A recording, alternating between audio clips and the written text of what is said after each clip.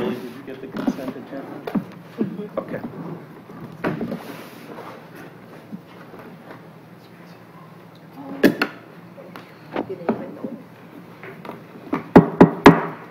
Good evening and welcome to tonight's regular meeting of the Stoughton Area School District Board of Education. Becky, could you please take the roll? Yes. Mr. Bouban? Here.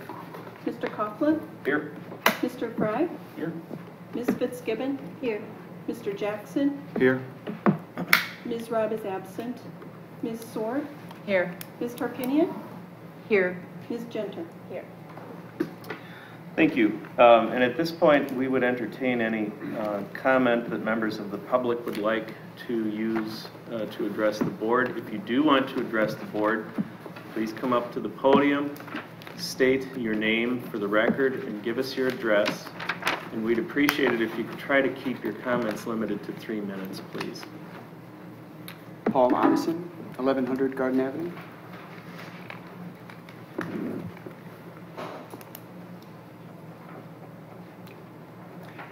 Hello, my name is Paul Otteson, and I'm the proud parent of a kindergarten student starting at Kegonsa this year.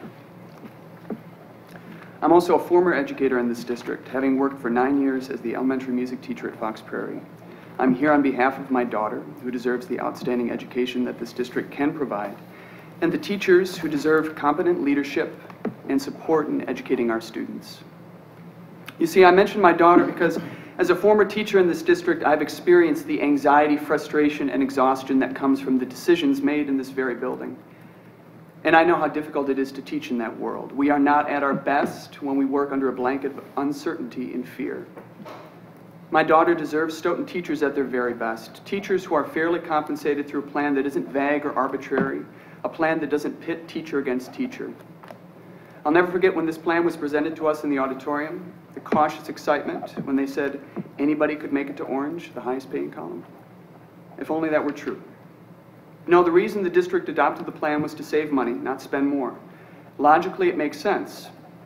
Invest in this awful compensation plan, stick to a safe quota of the top 2 tiers, wait 4 years for the Red Line folks to retire early, leave the district, or receive the promised pay cut if they cannot prove their worth, and finally let the savings roll in.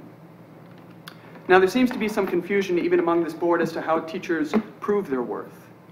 Well, at first it was a single piece of paper, then a formal presentation for several administrators, at which you shared all the many things you have done above and beyond your teaching to serve the district. Keep in mind, this is not solely based on your actual performance in the classroom. You could be the best teacher in the world, but if you don't join enough committees, start an after-school program, or basically take responsibility for staff development, that in higher performing districts is developed and organized in the Director of Curriculum Instruction's office, you mean nothing to this plan. Now, with that said, you could do all of the above and still come up short. You could do less than some and be rewarded for your popularity among administrators. Worst of all, it is widely known that some teachers advanced simply by using an offer from another district to leverage their worth. Imagine the terrible blow to morale as teachers start to question each other's station on this ladder of inequity. I'm not stupid. I know the cost of declining enrollment is great. However, we need to allow the current committee the time and flexibility necessary to develop a coherent and fair alternative. Now, this is the point where I'm supposed to say that I left the district because of the compensation plan, and that would be partly true. Though this plan is but a symptom of a larger problem, a failure of leadership. As a parent, I have a very serious stake in this district and its future. As a parent, I have questions about the current leadership of this district and of the ill-defined sense of mission and poor organization I have experienced in such fundamentally important changes as the compensation plan we are discussing. Well-planned and communicated initiatives do not generate the kind of confusion, dissatisfaction, and distrust that we are seeing here in Stoughton. I believe in this board. I believe you have the power to make incredible change and do wonderful things for our children. Thank you. Thank you. Is there anybody else who wanted to address the board this evening? I don't see anybody coming forward, so we'll move to the legislative update.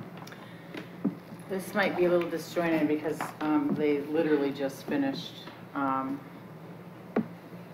the committee executive session today at I think 5:47. So I've got like scrawled notes all over the place. They came out today with an omnibus motion that the Republicans on the committee say that 95% of was something that was already in all of the plans that have been presented.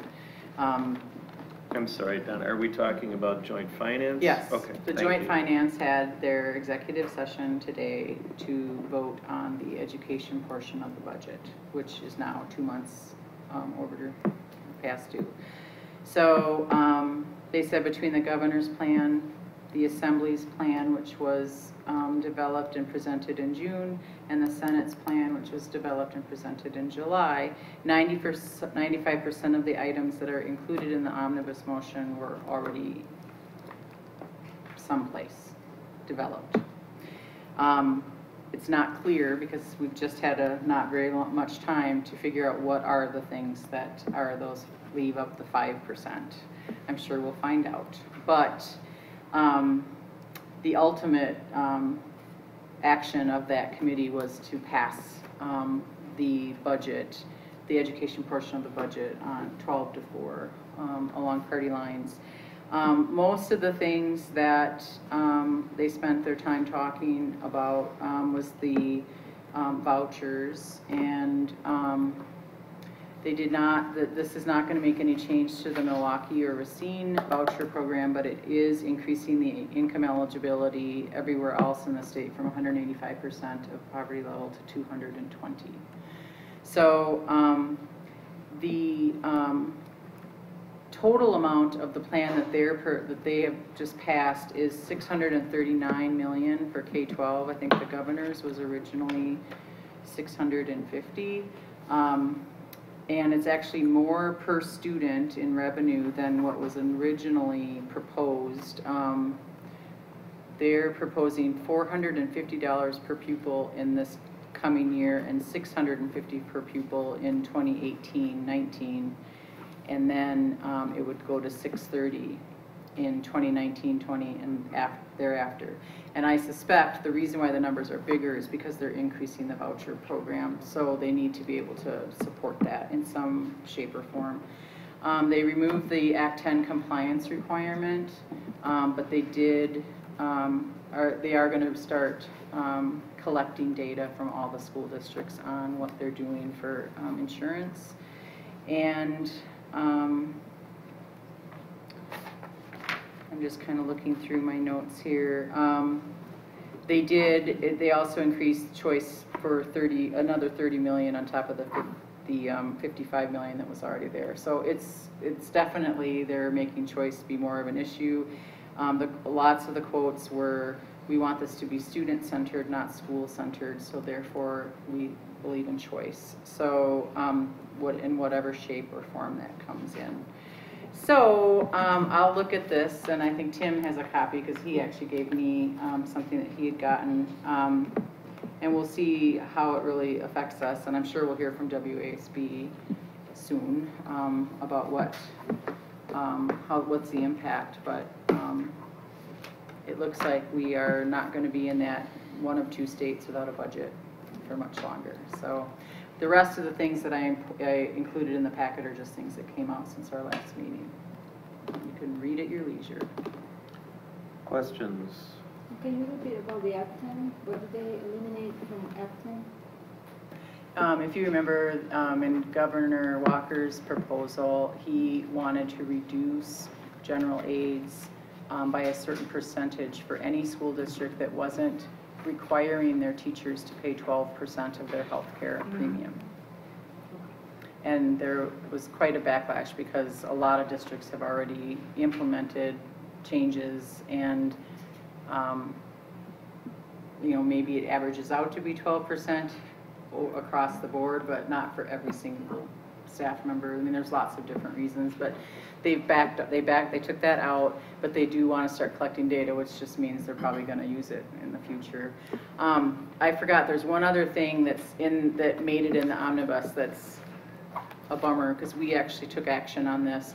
the scheduling of school district referenda. They did insert that. They are saying that it can only happen in spring elections or the general election, which is in November, in odd numbered years.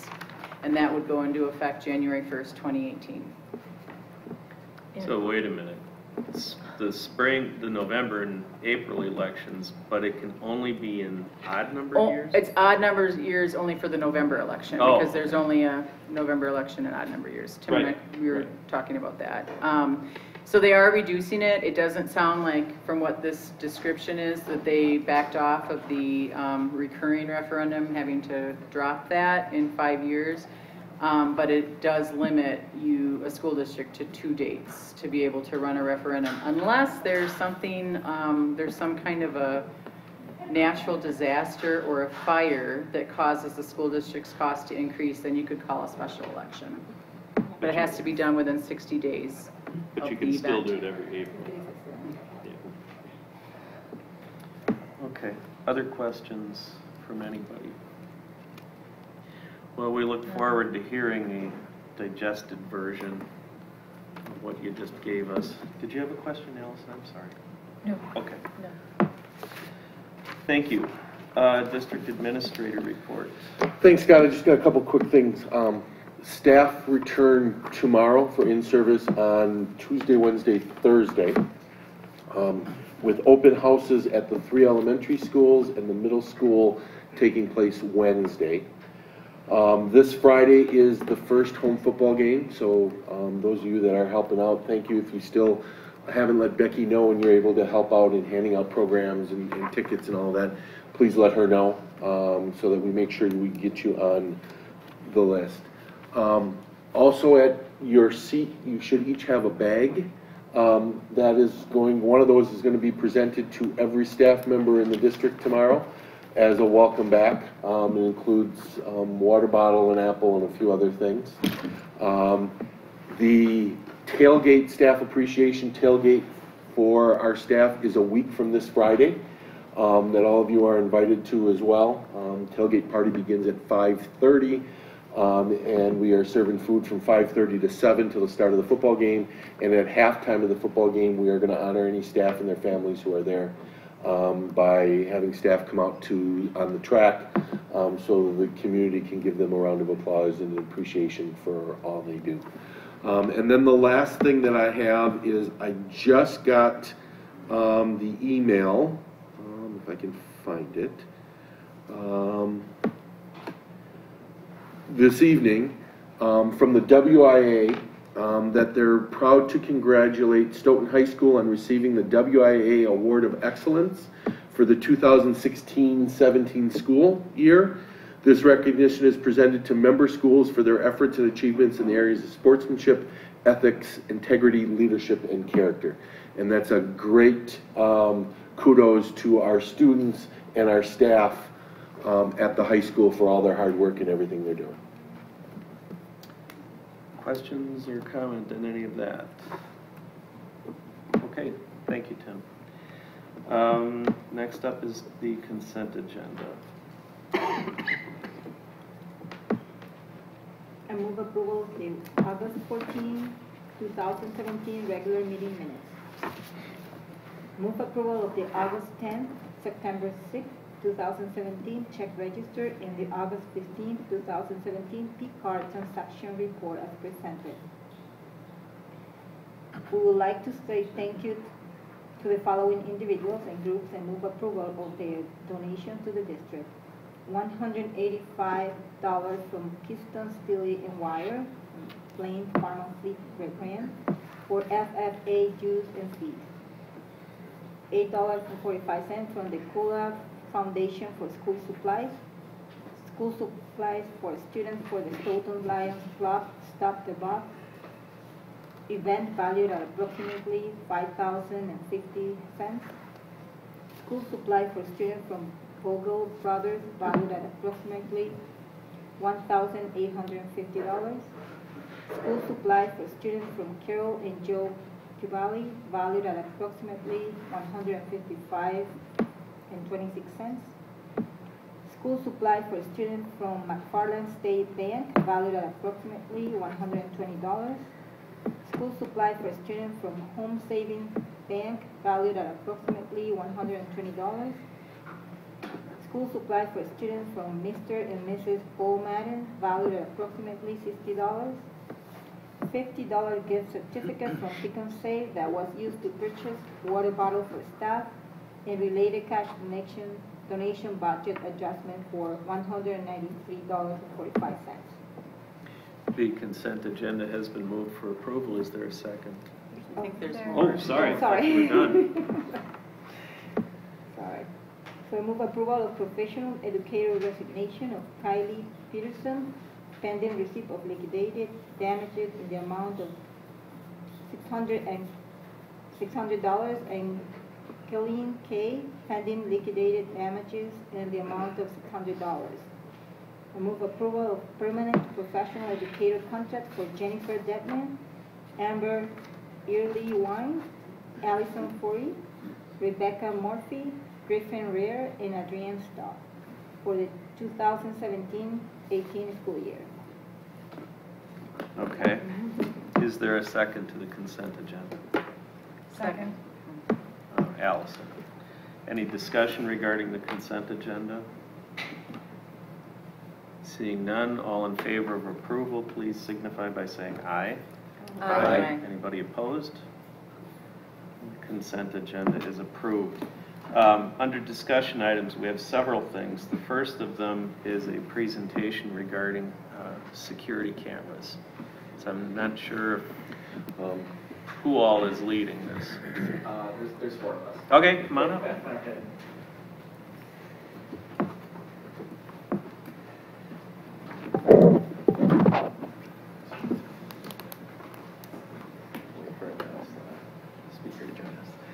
Good evening. Back in March of last school year, Cal and the safety committee presented on bringing Alice to the district. At that point, they described that there was a component of Alice which included security cameras and what that might look like. And at that time, the board asked for us to do some research to bring back some findings, cost, a proposal. And so we're here to do that tonight. There's four of us here tonight because each of us have our own little piece in the security camera setup. And we're going to start off with Officer Officer Todd Beach, I'm the SRO here in Stoughton. So just speaking briefly on one of the reasons that a lot of districts didn't like security cameras is because kids didn't enjoy being on camera. Now it's the opposite. Kids go out of their way to make sure that they're on camera and they're filming other students at the same time. In Stoughton, in any community, any business you go to, whether it's a fast food restaurant, a major corporation, they have at least 24 cameras in the buildings. I can speak to both Quick Trips in Stoughton. They have 15 cameras, I believe, in the exterior and the interior of those buildings, and that's just Quick Trip.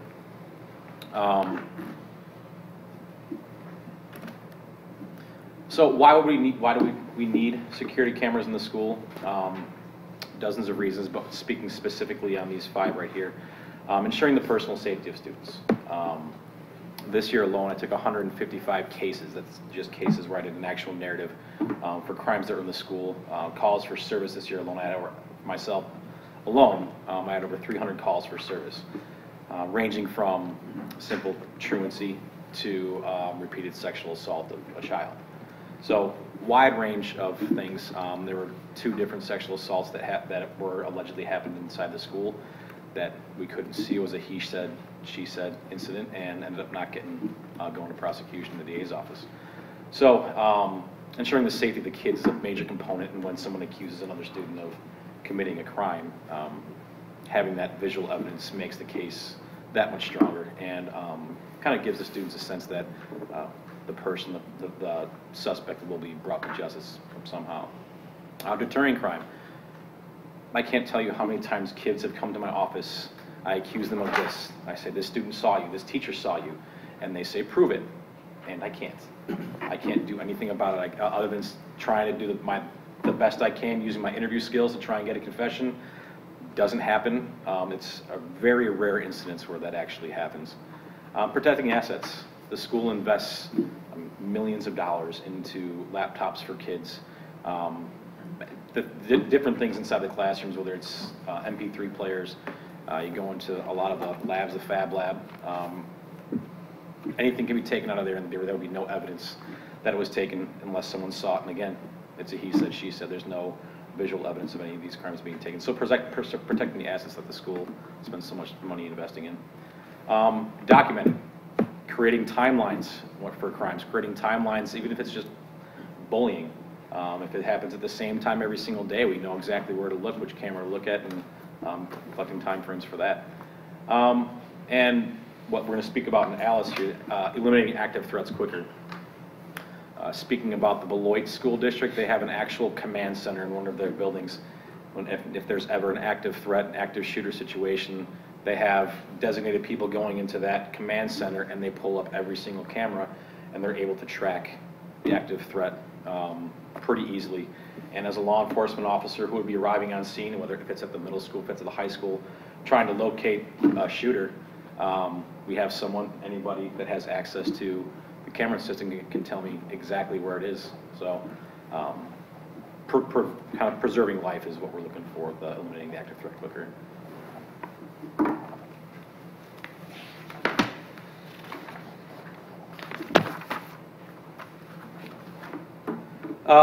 I believe that cameras would improve both student and faculty safety, just giving them a sense of if anything were to happen, that the person that committed the crimes would be held accountable. It's kind of where we're running into, at least from a law enforcement standpoint with youth in Stoughton, is there's really no accountability. For whatever reason, we've had more contacts with juveniles this summer than in the 3 previous summers that I've been in Stoughton. And I can't tell you what it is, but there's just some sort of, moral absence and the absence of just ethics. And being able to hold those students accountable for whatever they do, may not teach them ethics, but at least it will bring some sort of justice. Bullying. Speaking of bullying really quickly, I didn't look specifically how many of my incidences or cases this past school year were regarding bullying, but it's a very difficult thing to prove that someone is bullying or someone is causing emotional damage to another student. There's really no way we can. But if we're able to have visual evidence of this student walking by this other student and maybe giving him a shoulder, or giving her a shoulder, or trying to trip them, or maybe leaving them notes on their locker, whatever the case may be, and all those are incidences that I had this year, being able to see that actually happen, I think it's easier for me to do my job, but it's an assurance to that student that we are able to do something about it and they're not just making things up. So. Thank you, Todd. Cameras, how would they help? Not just having cameras is going to help with an active shooter situation. Again, it's those things that we need to do after the fact. If there is whether it's a violent act, damage to the school, theft, vandalism, having those real facts are going to be critical to us. But I'm going to talk a little bit more tonight again on that Alice portion of that. Having the local authorities to interface with our cameras is really going to help us from the informed standpoint of Alice. Again, Alice is that acronym: alert, lock down with an enhanced approach, inform, counter, evacuate. If we have somebody monitoring the cameras with real-time information, that inform component can save lives within the building. We can get onto the PA system. We can tell people within the building where this threat is actually located. People can make a real-time decision to increase their own survivability, whether it's exit out through a window or another portion of the building to get away from that scene or that event. There's a lot of other reasons you can talk about cameras and having real-time information, or again, being able to go back after the fact to see what went wrong, how do we prevent that from happening again, and where can we bolster some of our safety and security. An example of a threat that was written on the bathroom stall of a high school: death is coming, mortals, just you wait. This is just a specific incident. There are several of these a month that get written down, and then you take the time of the staff, the faculty, the law enforcement that they have to figure out, is this a real legitimate threat? What are we supposed to do with this? When they get found, you can see not who's going into the bathroom, but you can see who's in the area. You can begin to save time and minutes figuring out who is it you need to be interviewing to figure out whether these threats are real. Shooting and death statistics in the Midwest, 1992 to 2012. These things are happening all the time. I would say that at the beginning of June, when we rolled out our first ALICE training to district administrators and some year-round staff, we had some students that were down in Washington, D.C. when there was that shooting at the congressional ball game. You know, that impacted us back here because we had faculty and students down there. It's not necessarily even just the Midwest, but it's increasing all the time. You see these violent acts every day, inside, outside, and I do commend everybody that's here for all the different safety initiatives we have brought to Stoughton in the last few years, whether it's Raptor or secured entrances, or just promoting simple things like staff wearing. So again, this is just another great expansion of those things that we've been working on. Could lives and properties have been saved? Any one of these numbers of deaths or injuries that you talk about when you review these cases, again, having that real-time information, having a command post, having dispatch at the police department get law enforcement to the scene of that incident is going to save minutes and seconds. And those are the things that you can actually account to saving lives or increasing survivability. 60% of the time, around 60% of the time, these incidents end with another violent act, whether it's law enforcement dealing with that individual or whether it's the people on the scene dealing with that individual again. There's an individual, Jake Riker, who was at a school, and he actually subdued the person with the gun. He actually got shot during that. So there's a lot of facts out there that can support having cameras and real-time information, especially when it comes to that informed piece. Because if you can give people the information they need, whether it's through text, technology, our phone system, the PA, that increases survivability.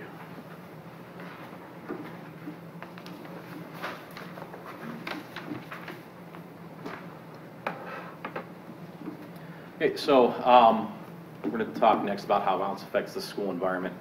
A big concern or a result of a lot of these active shooters, whether it's training in real time, is post-traumatic stress disorder. They have, I mean, it's a lot of kids and a lot of staff have a difficult time dealing with that afterwards. Bystanders. The school itself, retribution, media. We had at least 3 incidences that I can think of off the top of my head where parents threatened to go to the media with things that happened inside the school with their children that they felt law enforcement wasn't doing a good enough job with, or school administrators weren't handling well enough, and it all involved bullying or students accusing other students of doing certain things. And again, because we didn't have any cameras, we couldn't say we have definitive evidence that this did or did not happen. And just the community itself, they can do one of 2 things. It could either divide the community, bring the community together if you see evidence of violence in the school. But the ALICE model, it helps to debrief at the end. It's pretty effective. So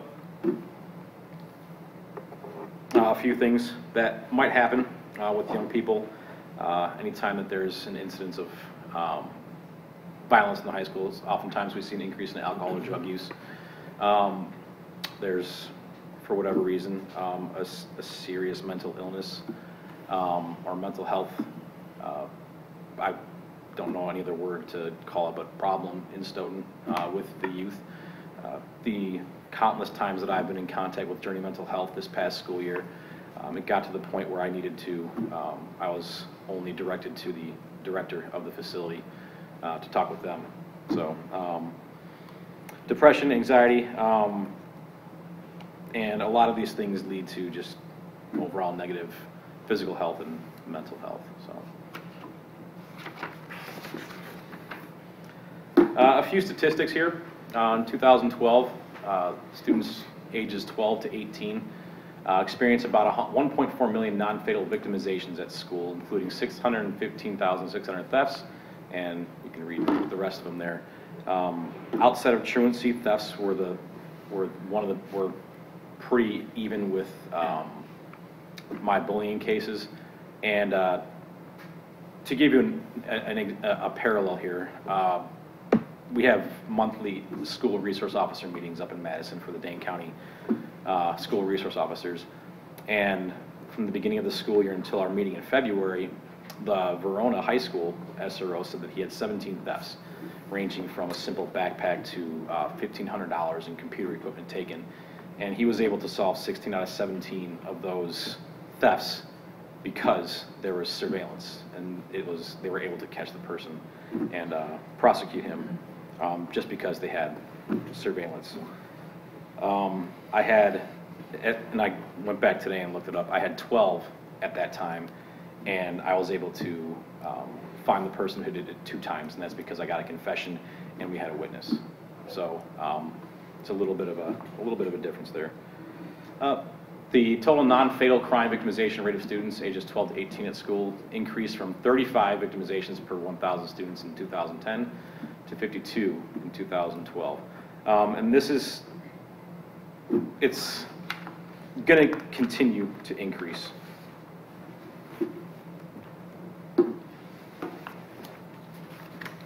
So in 2009, 85% of public schools recorded that one or more crime incidences had taken place at school, amounting to 1.9 million crimes. So that translates to 40 crimes per 1,000 public school students enrolled.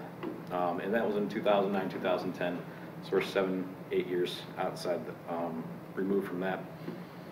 So in that same school year, 74% of public schools recorded one or more violent incidents of crimes. 16% recorded one more serious violent incident, and 44 recorded one or more thefts, and 68 recorded one or more of these incidences. So again, that's just going back and speaking to the Verona School District and how they were able to solve the crimes, but also because of their surveillance, who knows how many they would, thefts and other violent crimes maybe they prevented. I know that we've had a few of the Madison officers come to some of our meetings, and before that they had improved their surveillance cameras in their schools. They had students that were letting kids into the school that didn't attend those schools for drug deals, to hand weapons off to other students. So because of the security protocols that they've put into place, that's drastically reduced. Okay, so throughout the Stoughton School District, you've had 919 calls for service between January of 14 and February 15th of 2015. Of all those 919 calls, 401 were serious matters resulting in further investigation. So I spoke before that I took 155 cases last year. When I do a narrative, that's because it's a serious enough case where I think that that case could evolve, or I need to do in more investigation. So that was just last school year. So several of those cases easily this past school year could have been resolved swiftly with security cameras in the schools. Like I said, just before the winter break, we had a sexual assault, an alleged sexual assault that happened in the school building the day before break, and we had no way of knowing if it actually happened. He said no, she said yes, and that no witnesses. It was in a very secluded corner of one of the hallways, and unfortunately, if it did happen, the victim's not going to get any justice because the district attorney's office didn't go ahead with any prosecution because there was no evidence. So.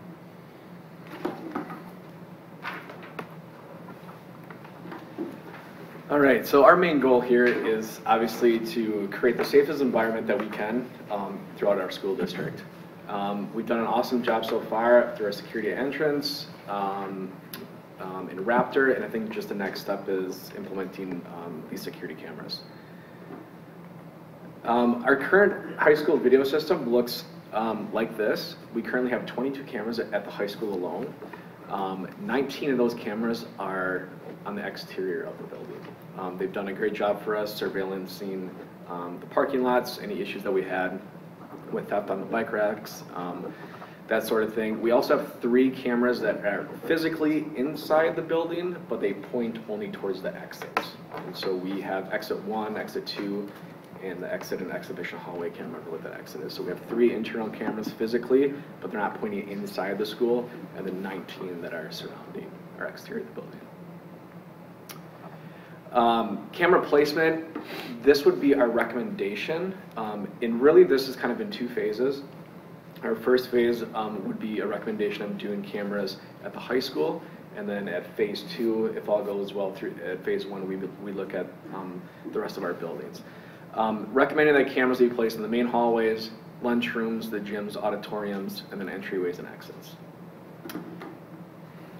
Recommend that they would not be present, they can't legally be present in bathrooms, inside locker rooms, and not recommending them inside classrooms or offices. The vendor that we were working with kind of dropped some designs with us, said that the placement of the camera, if it's near a bathroom, it can't even be, you can't even see the wall of the bathroom. So that's all not legal to do. So if we were to go through with this, we'd make certain that those cameras were pointed appropriately. This is kind of what it looks like. Just a quick proposal. What we did is we contacted a vendor that we worked with the cameras on the outside of our buildings. He drew up something very quick for us, gave us some ballpark figures because I know that you're interested in that. How much would something like this cost? So this is all very, very basic. We do save some money in some of our hallways where we're able to shoot down 4 areas of the hallway.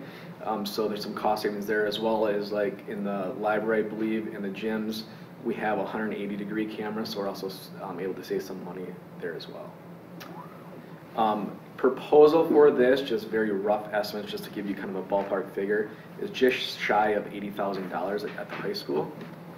That does include server space, so when our video is being recorded, that those have adequate backup.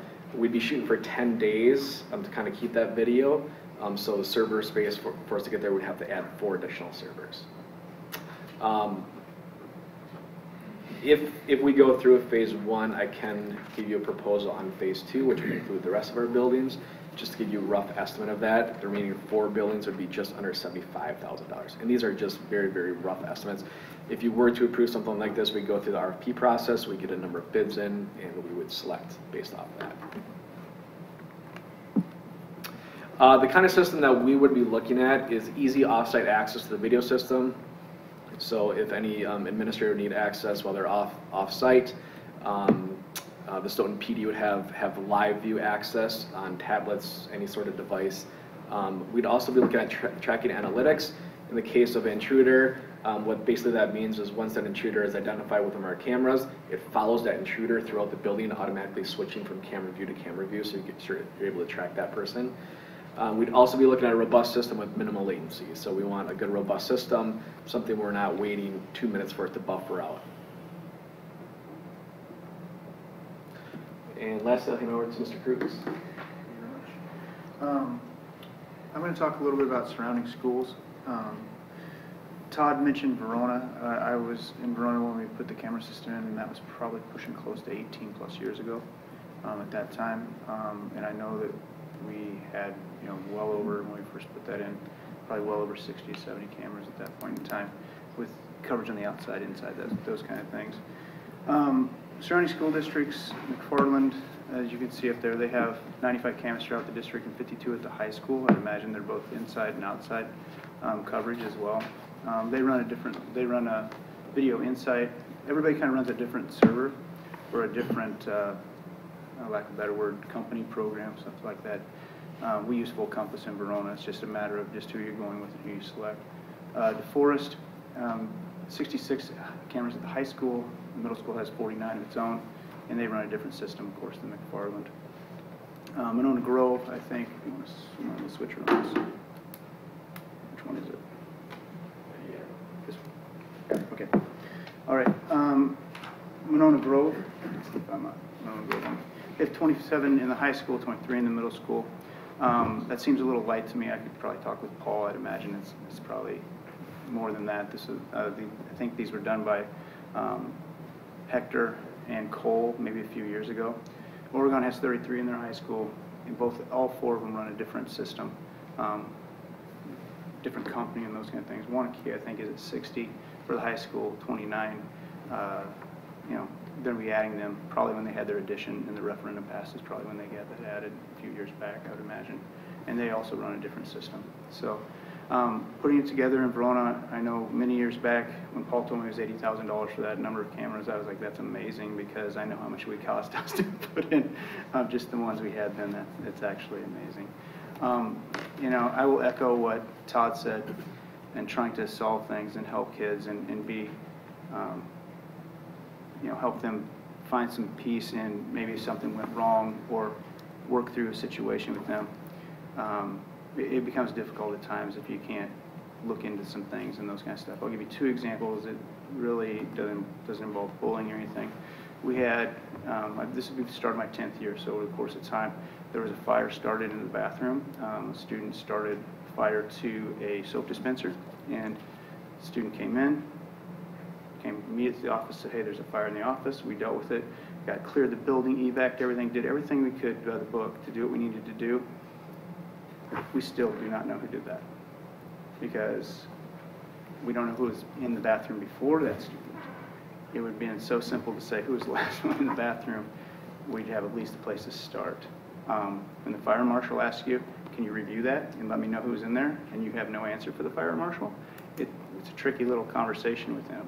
We did everything we could to figure that out, and that would put a lot of kids in jeopardy.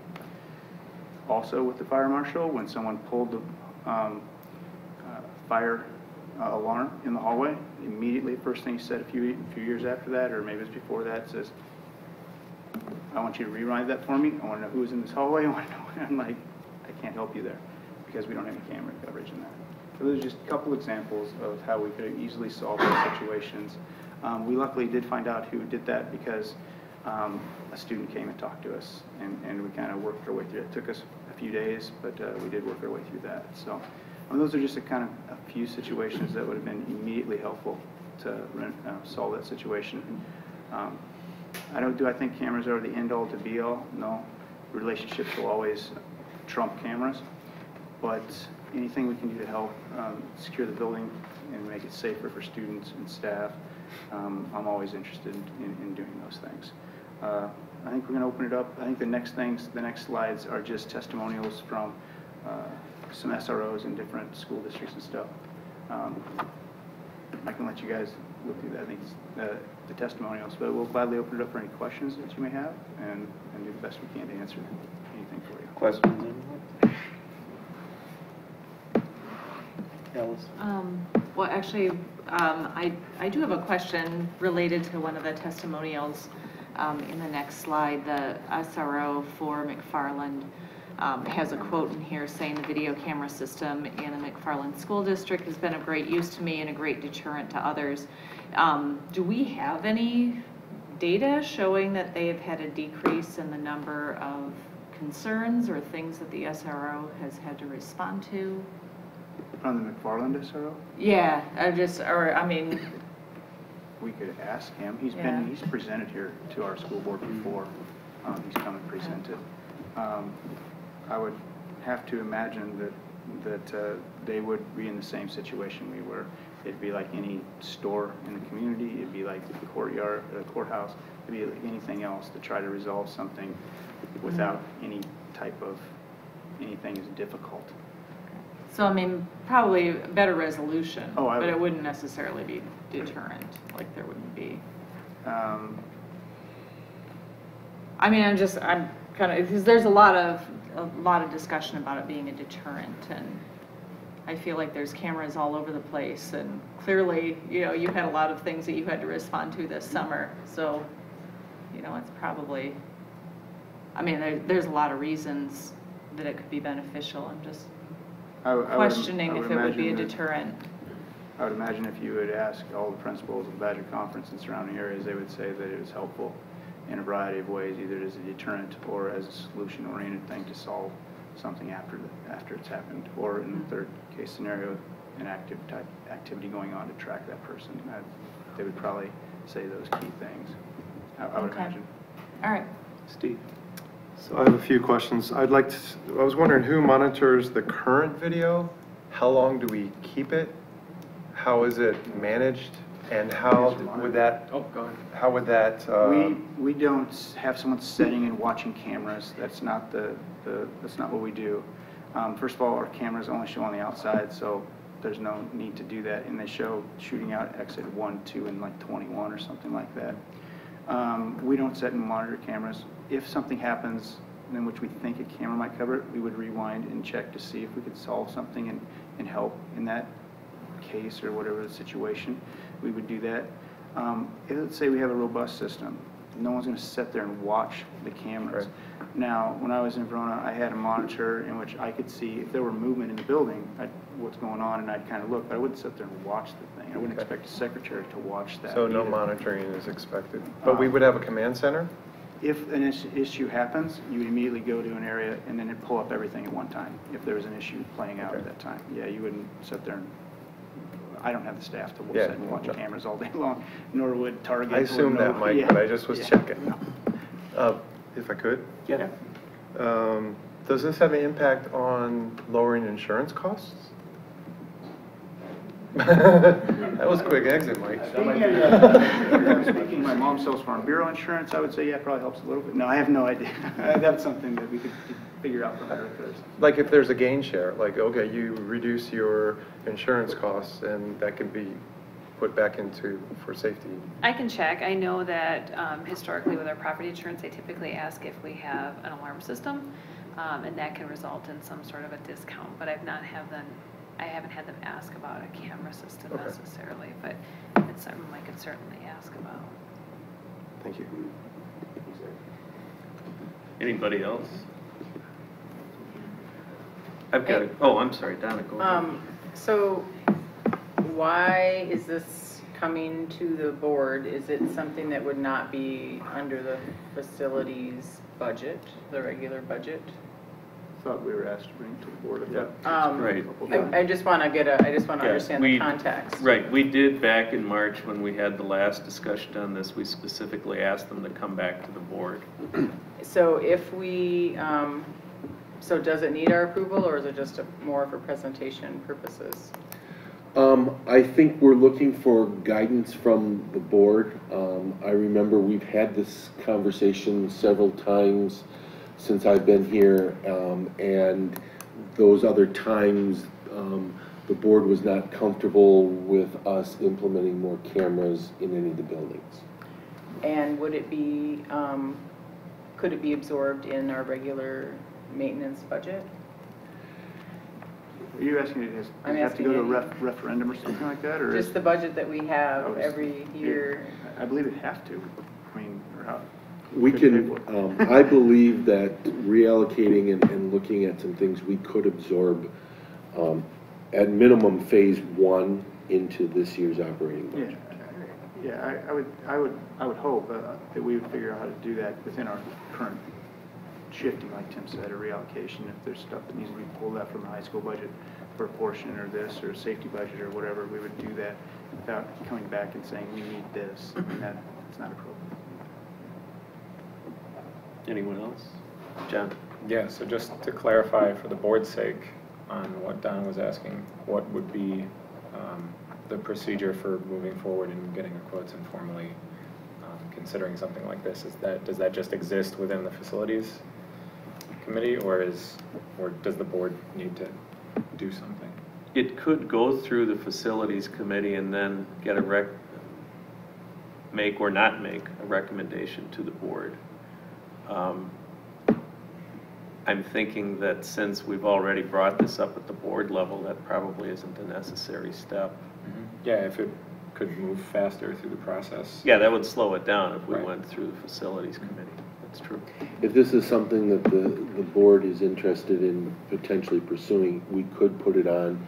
We have another meeting next Tuesday, and you could go as quick as that of making a recommendation that we proceed, we get bids and proceed forward with it, or it could go as both of you said, through facilities, but then that will take a little longer. I don't think it needs to go through facilities. I mean, I think it's a larger question than bricks and mortar and equipment. It has other implications that I think it's more appropriate that the board consider it. And I don't want to slow it down either, so. Anybody else? I've got a couple of questions then. This would have to go out for bid, right, because of the size?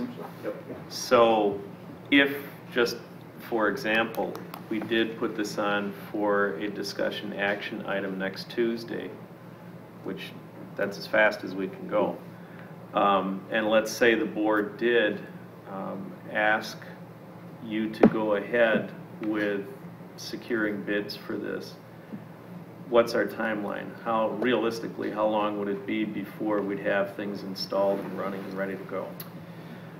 I think it can move relatively quickly, depending upon how long we want to open up that window for bids to come in. Generally, they want to take a tour of the facility, kind of look at what they're dealing with. I think we could probably have something installed probably over Christmas break. Would be kind of a logical time to do while students are out of the building and staff are out of the building to run some wiring. And depending upon how long that takes, it could probably be shortly after that. So I would probably shoot for that. Okay.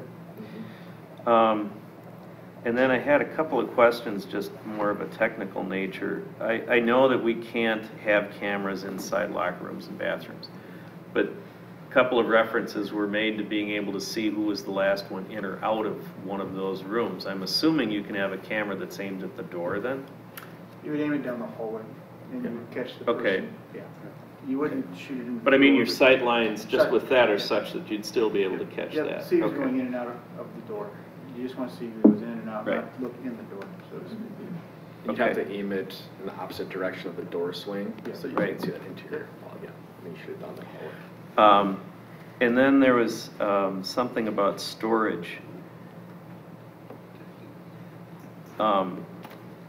You know, in my job, frequently we run into the situation where we're trying to piece together something that wasn't reported until months after it happened. And I think maybe it was you, Paul, that mentioned storage capacity of 8 to 10 days. Would it be much more expensive to be able to store, like, say, a whole school year's worth and then purge it after 6 months or something like that? We probably have a couple options for that. One option would be is we could load the live video on the servers and then take the video footage off the servers onto a backup drive. And we can store it for as long as we want. The price does go up significantly for storage because, quite honestly, that's the most expensive part of the whole project. For one server, it's about $15,000, and that's equivalent to like 15 cameras. So it'll kind of give you like a cost comparison there. So, I mean, we can go up, but based on those numbers I kind of threw out there, those are based off of a 10-day storage. At some point in time, we did have 10 days in a policy, and I think that's kind of the numbers that I've been working with, is that 10 days. I think since then we removed that from the policy. But we can always go up, and we can always go down. Right now, we're at an average of about 20 days with our storage, but that's because we recently had to add an extra server. We didn't really need it to stay within that 10 days, but we added one to stay at that 10 days. So we can be flexible in that, and we can lay out different options too. What 10 days would be, 20 days, 30 days. I know that with law enforcement, with the enormous amounts of video that's being recorded now and has to be stored essentially indefinitely, there are a lot of cloud-type services that you can contract with to store things at, I would guess, much lower price than putting it on your own server. So that might be something to look into too. Absolutely. Other questions? Steve? So there were some statistics mentioned about number of incidents and such, and I'm assuming the SRO report is not available on the website for various reasons on the district's website. But should we do a before and after kind of snapshot of the important data that we expect to see for this? So one of the things, Steve, is Todd is scheduled to present next board meeting on the 5th. Okay. SRO report. Didn't know if he was going to be available for this one, so it was put down on the board camera as an introduction of him, and then kind of talk about his role and talk about that. So that is scheduled for the 5th, where Todd's going to come back and talk about the data that he's, that he's seen in the incidences, Okay. et cetera, in the district this last year. Okay. So that would be a good baseline, also, data that we have. Sounds good. I guess also staff engagement and employee relations, has that been vetted and there's no, I'm not saying that there would be issues with the staff, but just, I mean, I understand the reason for the safety and all there's a big brother component to this, and I just, have we talked this through with, from an employee perspective? I haven't personally. Okay. Had. Do we need to? input Maybe from that's the that. question. Do we need to? I would say potentially, yeah. If we feel that's input that we need, we can always have some focus groups.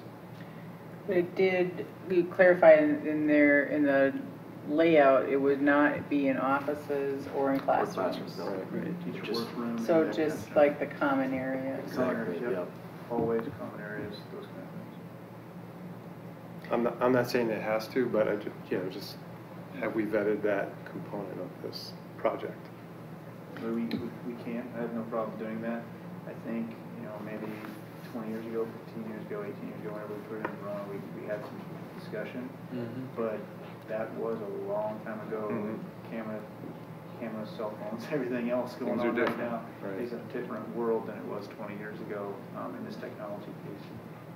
So when I go to places, I assume I'm being recorded. If I go to Target or wherever, I assume that that's what's happening at the gas station, wherever. I mean, it's a different world than it was a while back. Joe? You guys refer to phase 2 as all of the other buildings. Do we have an idea of what it would be just to do the high school in River Bluff if we wanted to start with? It's Those difficult two? to say. I can definitely go back and get another kind of ballpark bid. But it's difficult when you toss the servers in there to kind of isolate what each building would cost. We did the high school because we knew that was going to be a big one, and we knew that was probably the one that needed it first. So we did that one in isolation. But then I asked for a second bid with all the other ones encompassing. I can certainly get that information if you'd be interested in seeing what a combination would be of high school River Bluff. I can just break it out by the buildings too. What kind of gets a little confusing is that server component, because it adds so much cost to it, and you may or may not need it. Well, I would be interested in seeing that, but if it's not something the whole board would be interested in, then If you I could would. break it out, sure. I mean, we've heard numerous times that discipline is an issue at River Bluff, and so therefore I believe it's necessary at River Bluff. I mean, I just actually read a letter from a student, a former River Bluff student, who did not feel safe. And this is why I would support the cameras. It'd be more, not as much as find out who did something. I would want everyone to feel safe. Yeah, absolutely. And I think that there are many instances of our children not feeling safe, especially in River Bluff. So I think it's important to add that component in. So what I'll do then is I'll just go back and get a price breakdown ballpark for each building on its own, and that way I can send that to Tim and we can forward on to you guys. Is that okay with everybody? I have one last question. Sure. How did you find out this vendor, and why did you choose this vendor over others? Back when we did the external cameras at the high school, this was the vendor that was chosen at that time, and because we didn't go through an RFP without bringing it to the board first, we just asked them if they could do just a basic overview of what it might cost, just to throw out some figures that, that's about approximately what it's going to cost, depending upon the storage that we want. So we just went based off who we used previously, and they did a nice job for us in our initial setup, so we asked them again. But wouldn't it be recommendable to find a bid? With Oh, different- yeah, yep, we will take this one up to bid. Yep, if that's something we want to do. Anyone else? Okay, thanks very much. All right, thank you. If it's feasible, I think we'd like to have this on at the next meeting, but if that's not going to work, let me know, please. Okay, yep, Okay, we'll do. thanks. Okay, next up we have the Summer Excel report.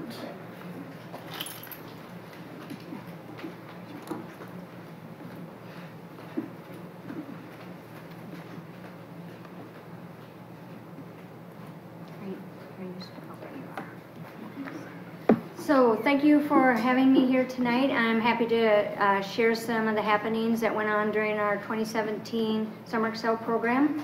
Before I begin, though, I do have to take the time to thank all of those people behind the scenes that are always a part of making it a successful program. So all of the departments within the district, as well as the competent staff that I surround myself with.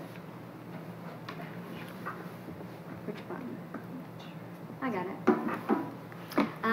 We constantly look to these two goals, simple but important goals to help drive the program. So we want to make sure that we're always providing opportunities for engaging topics, topics that might not be introduced throughout the regular school year, and then also to give students additional practice in their language arts, reading, and basic math skills. So we try to really focus summer school program on those two, like I said, simple but important goals.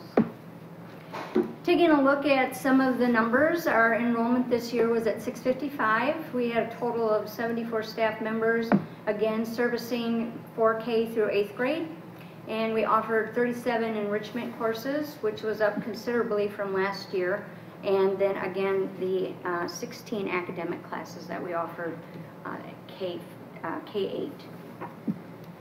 Each year, Kathy Gargano and Joni Muskowski always gather the data of the people that go in and out of the library doors at the high school during Summer Excel.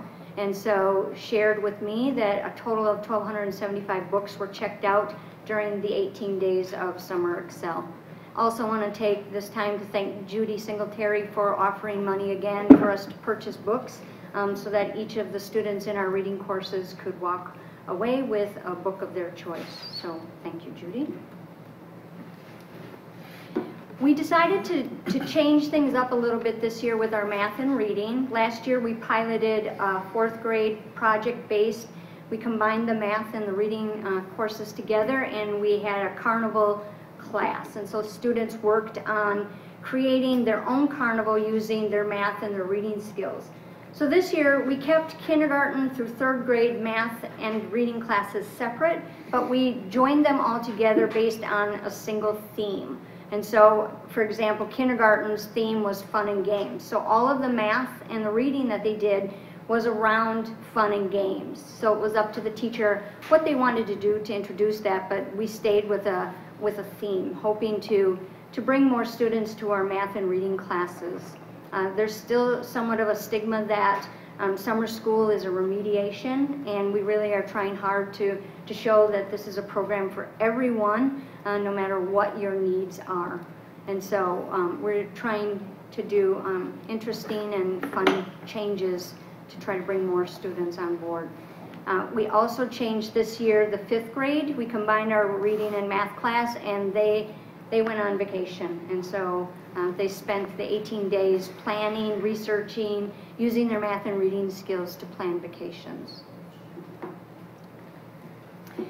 So this summer, with Summer Excel, we had 19 new enrichment courses that we were able to offer our families. And so in the STEM area, we had these 4. In basic enrichment classes, we had these, and I would tell you there is so much you can do with not a box. It's kind of amazing what you can do. As I was doing traffic duty, I'd see these students walk out with all of these huge box creations, and was thinking about the conversations that were going to go on at home when they got there with their big boxes. So that was fun to watch students walk out with their creations.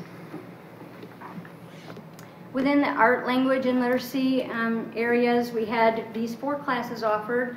The Trendy Food Blogger was a fun class that was offered to the middle school level, I think 5 through 8 actually, and students would prepare some kind of a recipe. They would take pictures of it, so that it was all about presentation, and then they would write about the food that they create, and so they had a really good time with that. Fairy tales and superheroes seemed to be a common theme this summer, and so that was another class that was offered this summer. We also had a few new kinesthetic type classes. Dodgeball domination, I'm not going to lie, scared me a little bit, but we got that all worked out, and so the students that took that class had a lot of fun with it. Basketball skills is a class that we've had for years, but this year we decided to lower the age, and so we offered it 3-5 as in addition to the other grade levels that they typically serve. So it was nice to open that up to younger students. And we had lots of visitors this year at Summer Excel. We had Grandpa Don. Grandpa Don is up there in the top corner, and the 5th grade going on vacation reading math class went in to visit Grandpa Don and interviewed him about what vacation was like when he was a boy, and so he shared that. Grandpa Don is somebody who volunteers at Fox Prairie during the school year, and he asked how he might also continue that during the summer. So we arranged for him to come a couple times a week to read to our reading classes and any other classes that wanted to sign up. Give Birds a Whirl offered Olivia from the Audubon Society and Little Bird an opportunity to come and visit her classes. And of course the ducklings were a huge hit in our Plants, Animals, and You classes. Depending on the time that they had, would wander down, and we thank Mike Vaughn for that. He had the ducklings there, and like I said, it was a huge hit. So that wraps up my presentation. Again, it was another successful Summer Excel. I'm super happy to fill this capacity and really enjoying my time doing Summer Excel. People often ask me, when do you start planning for next year? And I always say, with a smile, first day of summer school. So that's when we start. So, questions for me? Yes. Any ideas why what was the reason for the uptake of, you had more classes offerings? I know last year you were kind of disappointed there was not that. I did a lot more headhunting. I did a lot more walking through the halls saying, you know what would be great? I see you have a passion for this. Wouldn't it be fun if you did 18 days of that, or 2 9-day sessions? So I did I'm not a salesman per se, but I did try to put that hat on, and other than that, Well, thanks for doing that. It is a good program for kids. It is a great program. Not really a question, but the trendy food blogger was certainly my kid's favorite, and he came home with this pineapple hedgehog. Okay. And it was adorable, and he wouldn't let us eat it. It didn't come in a box, but chance did it. All right. Other questions? Yoli? Do you allow other people that are not educators from our district, or parents or any other people to teach? In teaching? Yeah. Yes, we open that up. Typically, our academic classes are taught by in-district staff or staff that substitute for us. But yes, it's opened up, not just in district. Anyone else? Yeah, I also want to thank you for the obvious energy that you put into this. My kids are long past Summer Excel alumni now, and they always loved it. And I'm really also very glad to see that the numbers are up. A question I have is, you didn't have to turn any kids away, did you? No. Okay, good, good. Because I know last year when we talked about this, that was a fear that we just didn't have enough staff for it. And that was a problem last year. We just didn't have enough offerings in the enrichment area. Okay. And which is part of the reason why we're really trying hard to open up the reading math classes again, to give them even more opportunities. Okay, great. Right. Thank you very Thank you. much. Okay, next up is the Compensation Committee report, and I understand that Lynn Wood is going to be presenting on that. Oh, sorry. Whoops, sorry. We got to do PBIS first, sorry. This font is so tiny, and for people with eyes as old as mine. Just blame it on Word docs. That's right, we got new software, that's the problem. And when you said that, the principals that I invited to come with me, like, oh, you said we were going to be early. No. So I'm like, oh, I'm sorry. All right, so we're here to talk a little bit about PBIS, along with seclusion and restraint, and I'll talk more about why I think they're very closely aligned, and we're legally required to talk about seclusion and restraint. So we'll go into more detail about that. So I'm just going to introduce positive behavioral interventions and supports that you guys know as us talking about PBIS.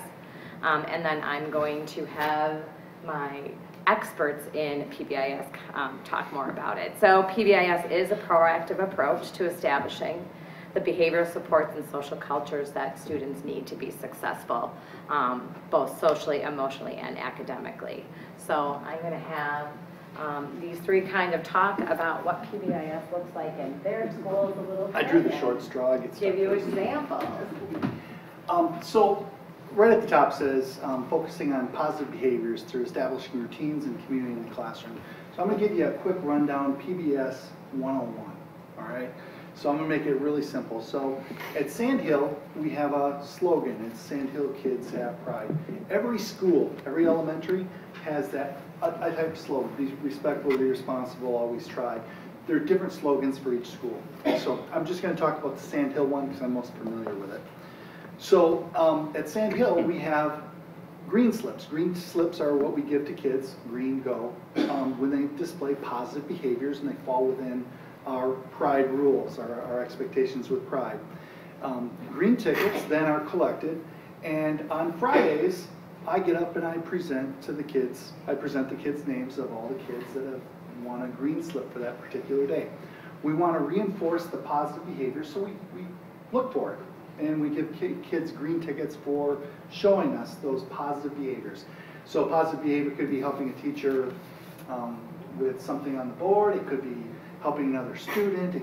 A lot of ranges that we look for that kind of just fall within, you know, our pride. And pride stands for, and I got to look at this because there's a lot of different things for it, but positive attitudes, exceptional, responsible, independent workers, dependable leaders, and excellent friends. And then every Friday, all the kids, and there's probably about, if you've ever been there on Friday, I'm calling about 200 names off of kids that have earned these green slips. Okay, then there's majors and minors. So minors are, we call them yellow tickets. These are behaviors such as like running in the hallway. We want the kids to learn, and so we do a lot of reteaching and reteaching. So yellow means that it's a minor behavior. We want them to learn the difference between it. So we might say, okay, Johnny, I saw you running down the hallway. Let's see how you can walk down the hallway.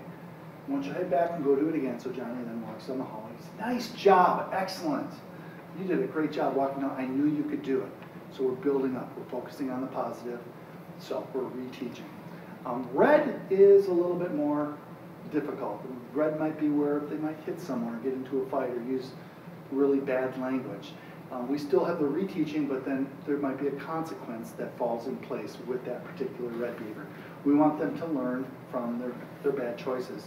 We do a lot of restorative work at the elementary, so we want to make sure that they learn right from wrong. We want them to basically repair the relationship that was damaged due to their behaviors.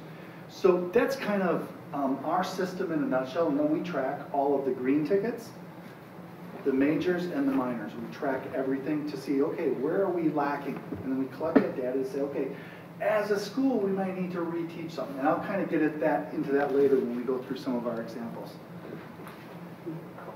So the secondary level at the high school, I've had the opportunity and privilege to work with PBIS since the inception here at Stoughton. So we do it very similarly to what they do at the elementary level, just by level it's a little bit differentiated.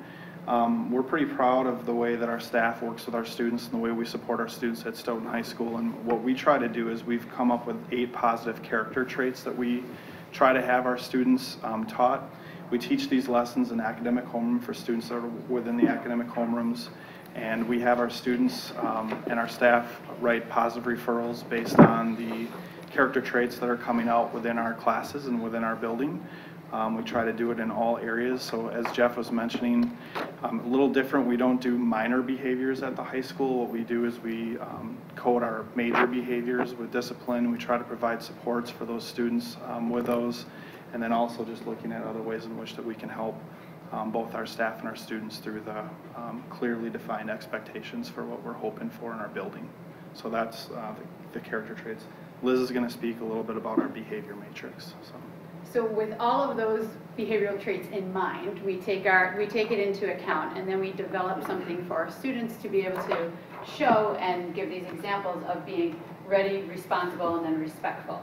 And what's great is that each one of these, and this is kind of an example of one that you would find in the classroom, which would then be able to give students a way for them to see, all right, how can I be ready? What does it look like for me to be responsible? Things like that. And this is throughout the building. The behavior matrix, which if you have a chance, you want to click on it, you're more than welcome to. What that does is that basically shows you everything in each area of the building. So we have our classroom, our hallway, our cafeteria, school activities, another big piece. The school day does not just end at 3:20. It also extends out into all the things going on after school whenever you're representing Stoughton High School.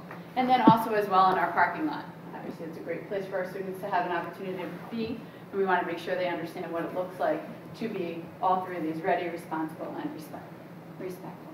So those are the things that we like to do, and we like to make sure we have our students know that what they're doing is good, and if there are areas that need improvement, we also want to build those relationships so we can help them improve upon those. Do you want to go back to Yeah. Yeah. Let's go back one. There we go. All right. So there's some links on there that you can look at. I think you were going to walk. I'll just walk you through a little bit, just kind of so you know examples of kind of what we do. Once again, it's a lot about relationships with students. We want to get to know our students really well and help them through. I don't know how to click on a link. Could you click on the elementary example for me? There you go. All right.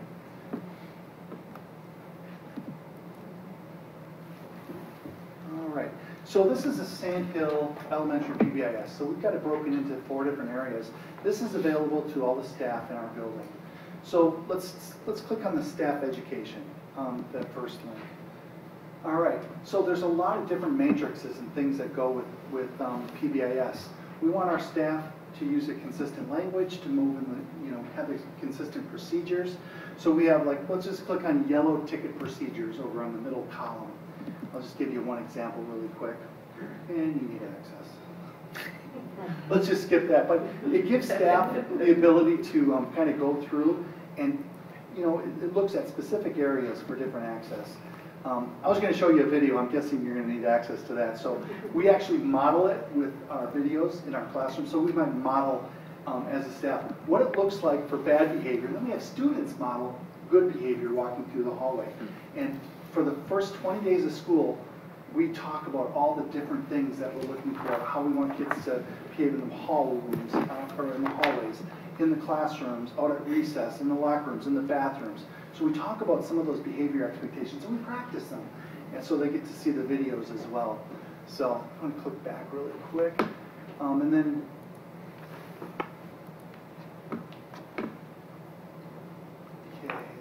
second part, and then the hallway expectations. This is something that we post in all the hallways.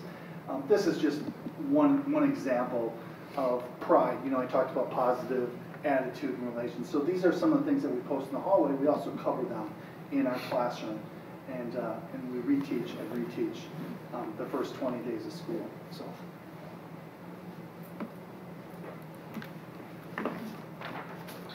So that gives you a little bit of information on PBIS in Stoughton. However, it's really important to examine the data and reflect on practice in order to determine changes that we may need to make to even better support our students socially, emotionally. So we use staff surveys annually at each building, as well as tracking both positive and negative behaviors in EduClimber, Infinite Campus, or some people have used Google.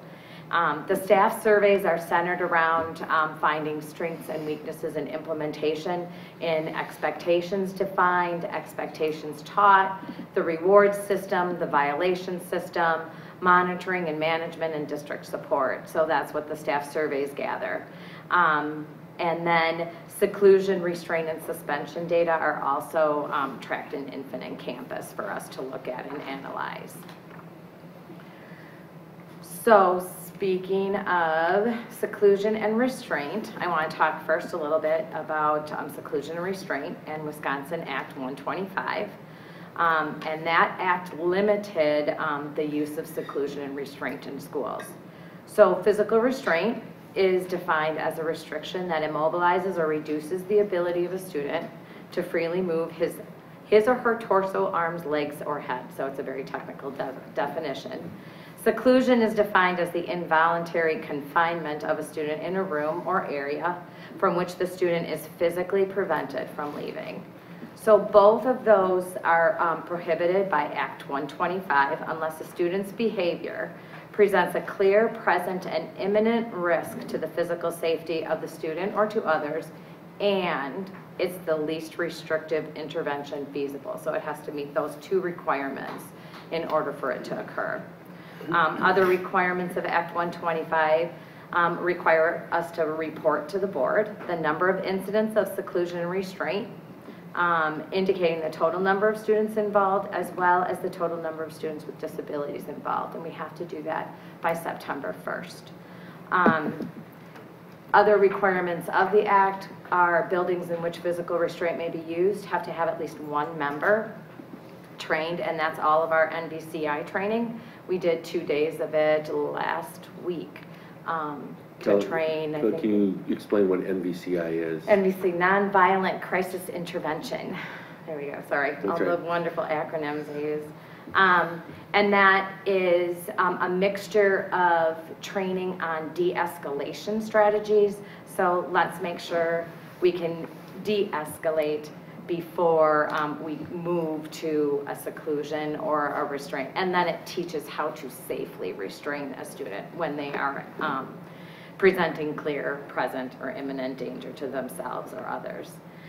The other piece of the law says following either seclusion or restraint, we have to write a detailed report on what occurred and make that available to the student's parents within 3 business days. You also need to call it the same day that it occurs. Any questions on that? So here is the seclusion and restraint data broken down by subgroups. So students with disabilities, without disability, total number of pupils, and then number of pupils with disabilities involved. So that's the 2016-17 data.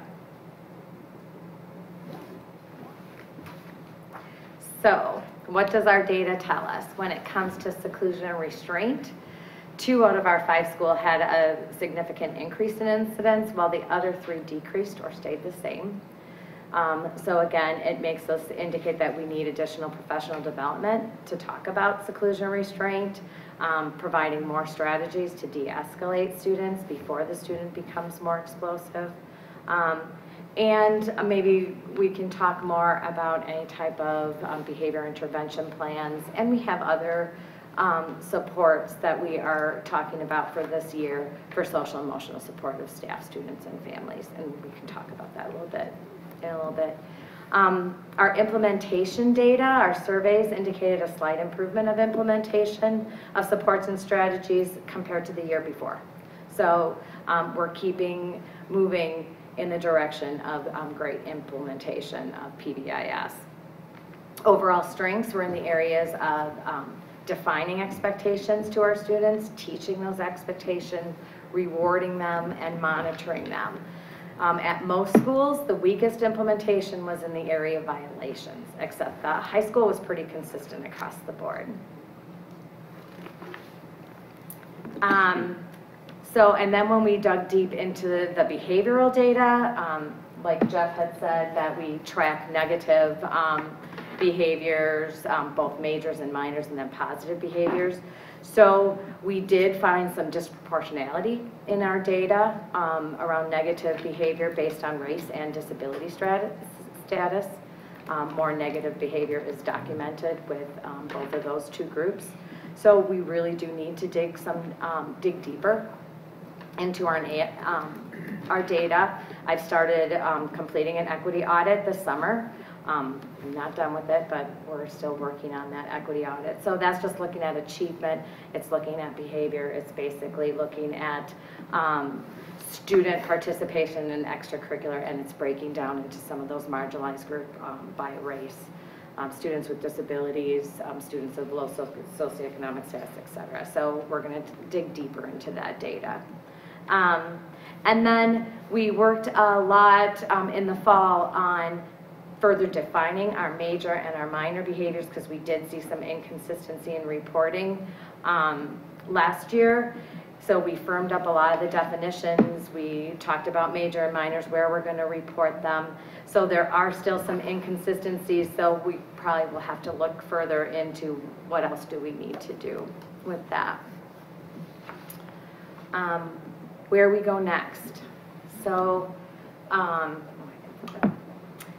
so based on the data and future plans, when we look, you're always looking to reflect and improve your practice. So we've started talking about trauma-informed care and provide some trainings. We started with some trainings last year, as well as responsive classroom, furthering PBIS, functional behavior assessment, things like nurtured heart, which is a response to students, a positive,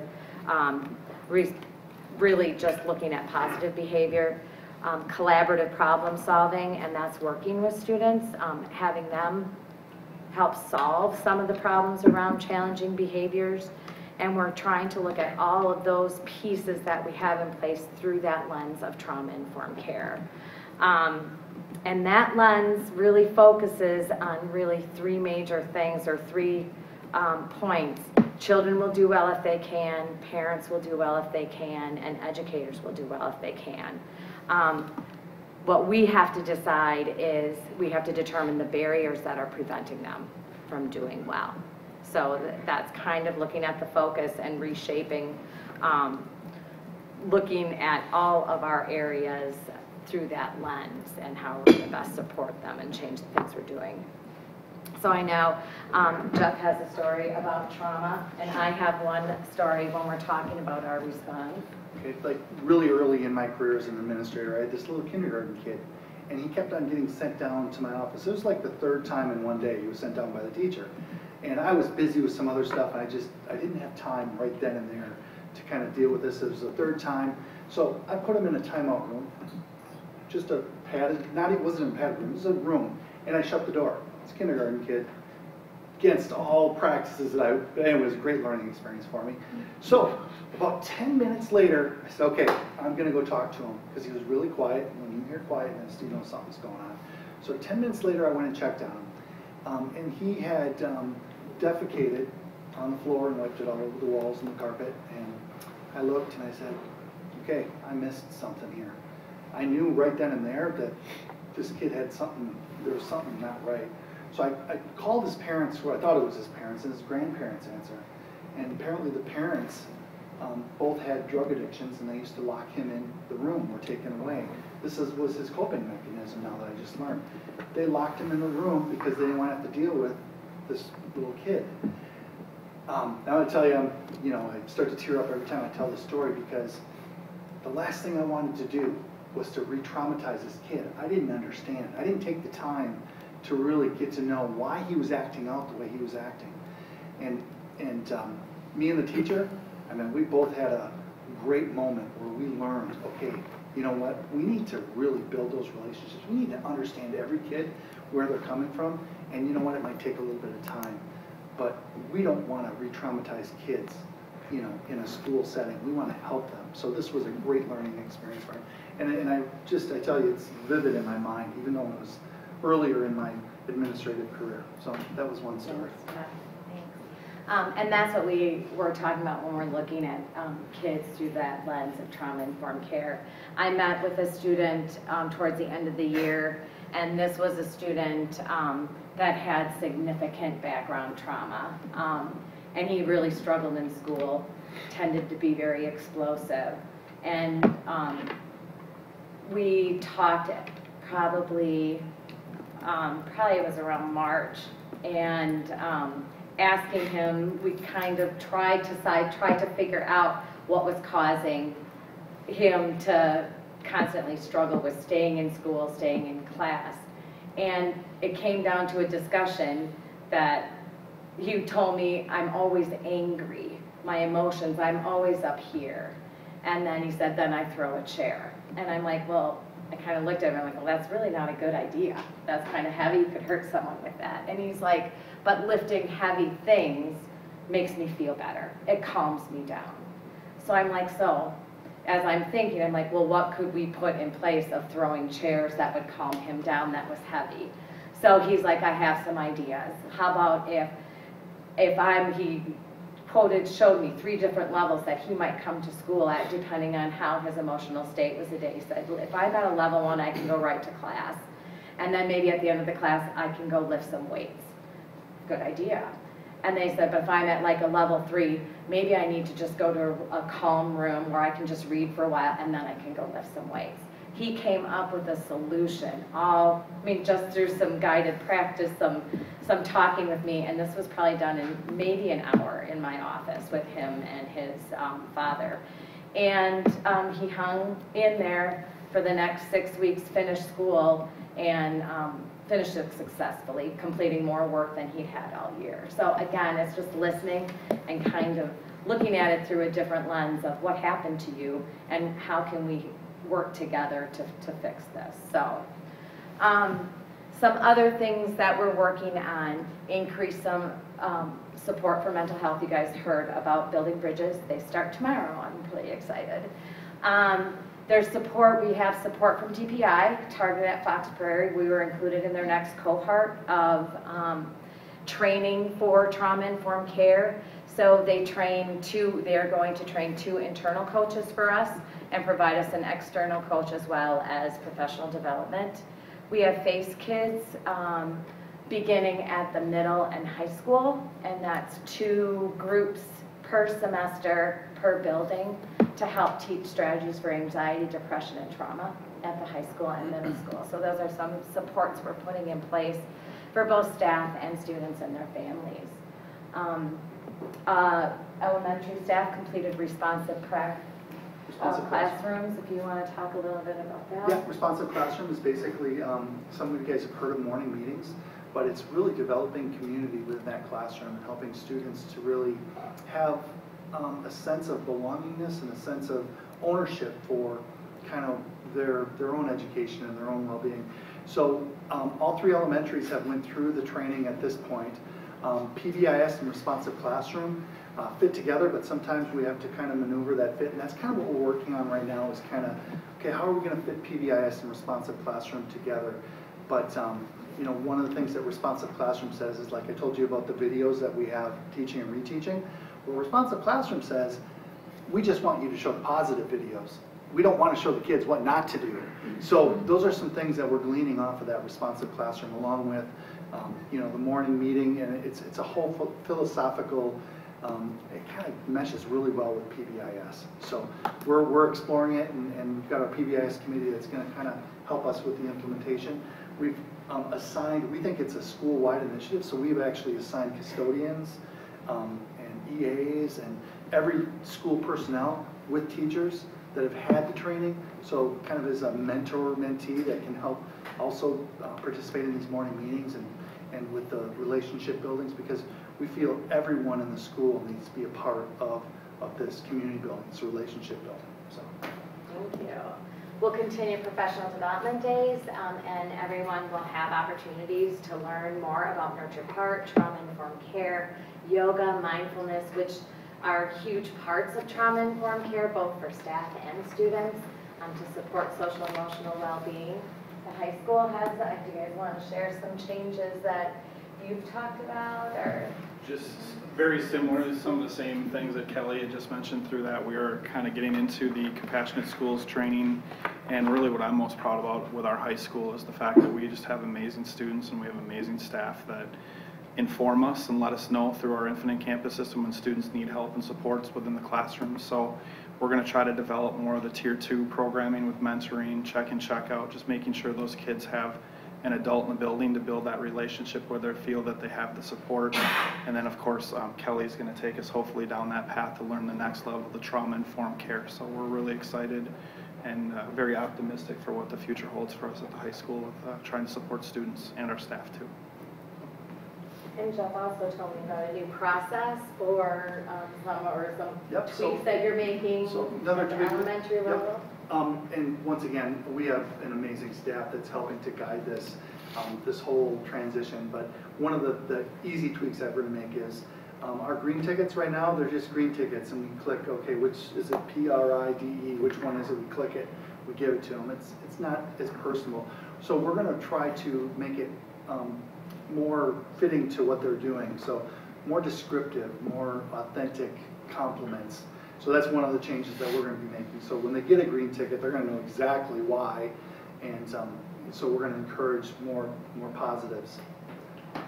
And I know at Keegan's, I think Aaron has talked about community service as a choice in that green slip to help out somewhere, and the kids love that too, So, and that helps build that community. Yeah, so instead of like at Sand Hill right now, I think we give out educational gifts during our Pride Friday.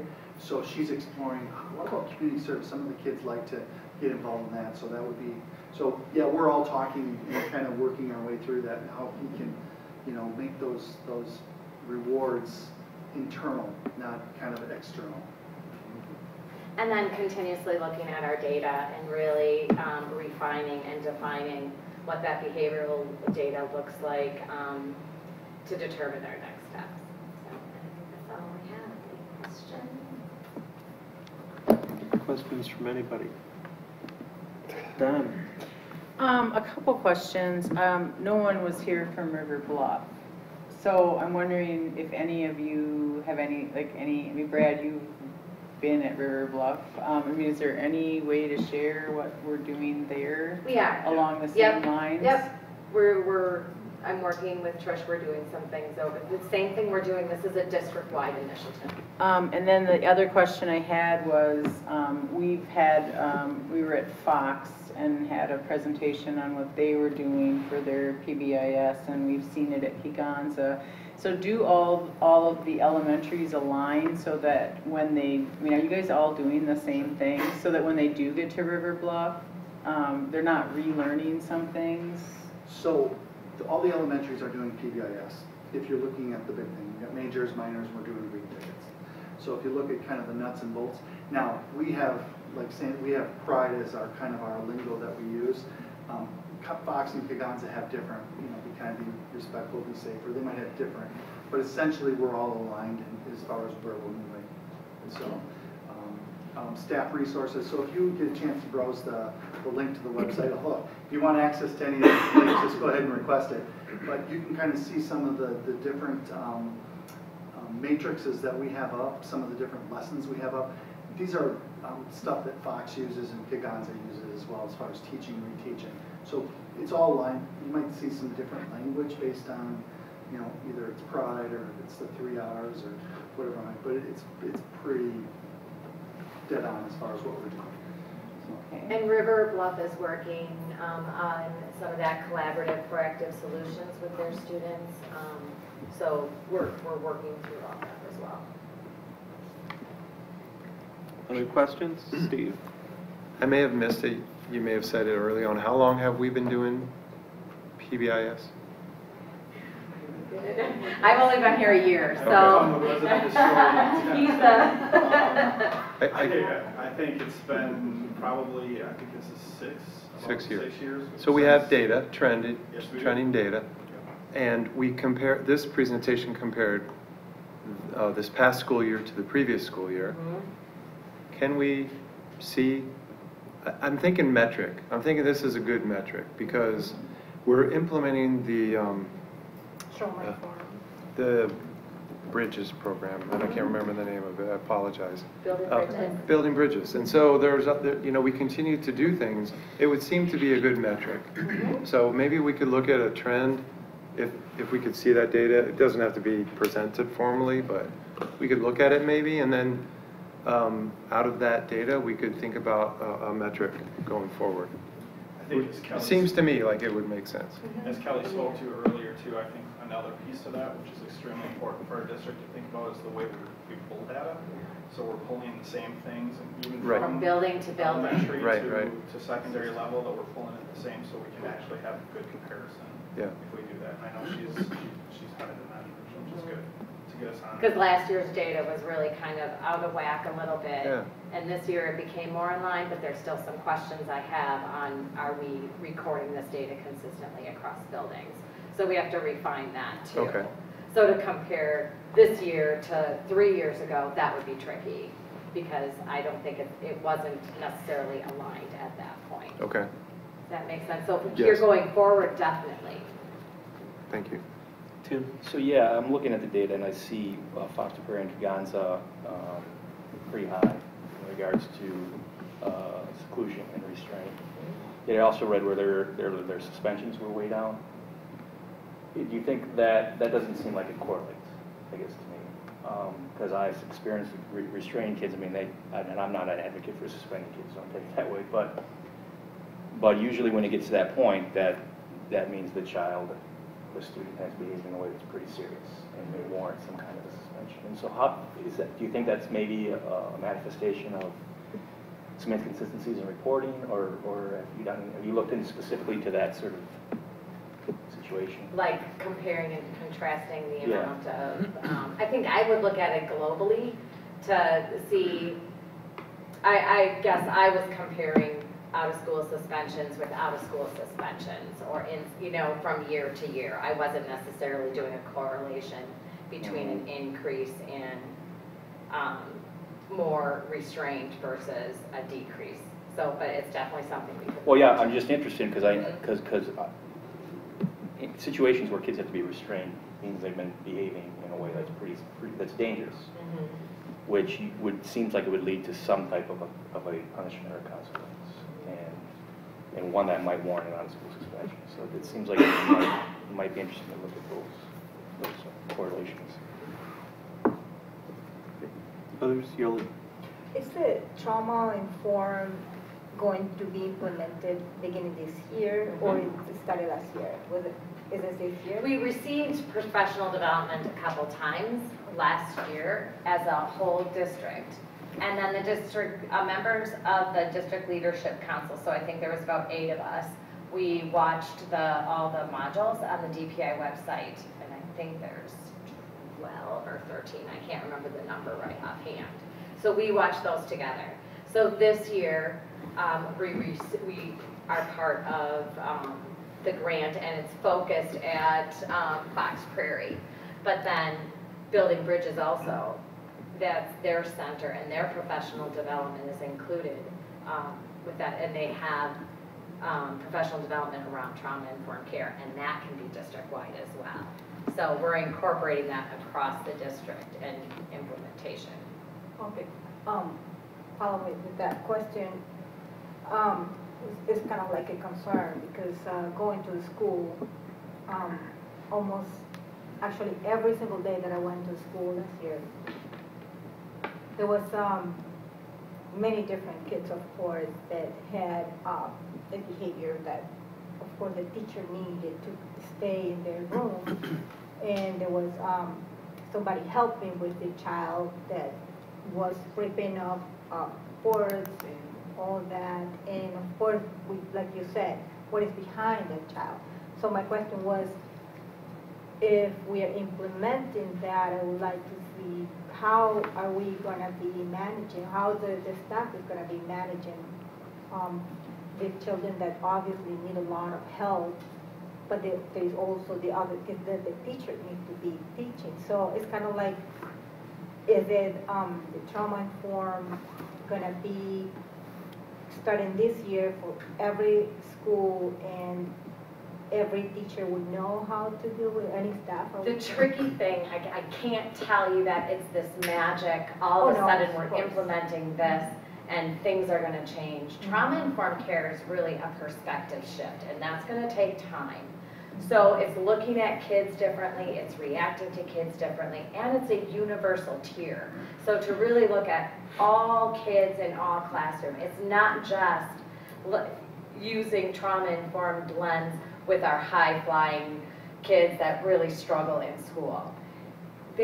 Research out there say 60 to 80% of kids in classrooms come with at least one trauma. So it's a universal tier piece. So that means it's a perspective shift on, instead of saying, why are you doing that to me? Why are you exploding? Why are you ripping up the boards? Instead you're saying, what happened to you today and how can I help? That's a huge change. What consequences do I need to give you? So it's hard to say. It has to be said over and over and over again. It has to be coached. It has to be supported by us to provide the staff and the students they need self-care. So what are some other techniques we can use to calm? So yes, it's going to be district-wide, but I'm not going to tell you that it's going to create this big shift by the end of the school year. I think some of the elementaries right now, like this summer, we provided a training, youth mental health first aid training. So we're trying to get our staff as much training as we possibly so they can understand the different types of mental illnesses that exist and what behaviors might display. So we provided that to all 3 elementaries already. Also, Kelly was talking about the District Leadership Council. That member also sits on, at least at Sand Hill, sits on our social emotional committee because we want to continue working forward. We might not be part of the building bridges, but that doesn't mean that we don't continue to move forward with understanding and helping staff understand the different needs of different students. And in fact, it's led by staff members who are just really they're really excited about it, you know, helping kids at their level. So. And both of our mentors, Tara and now Fonda, have watched all those modules on trauma-informed care.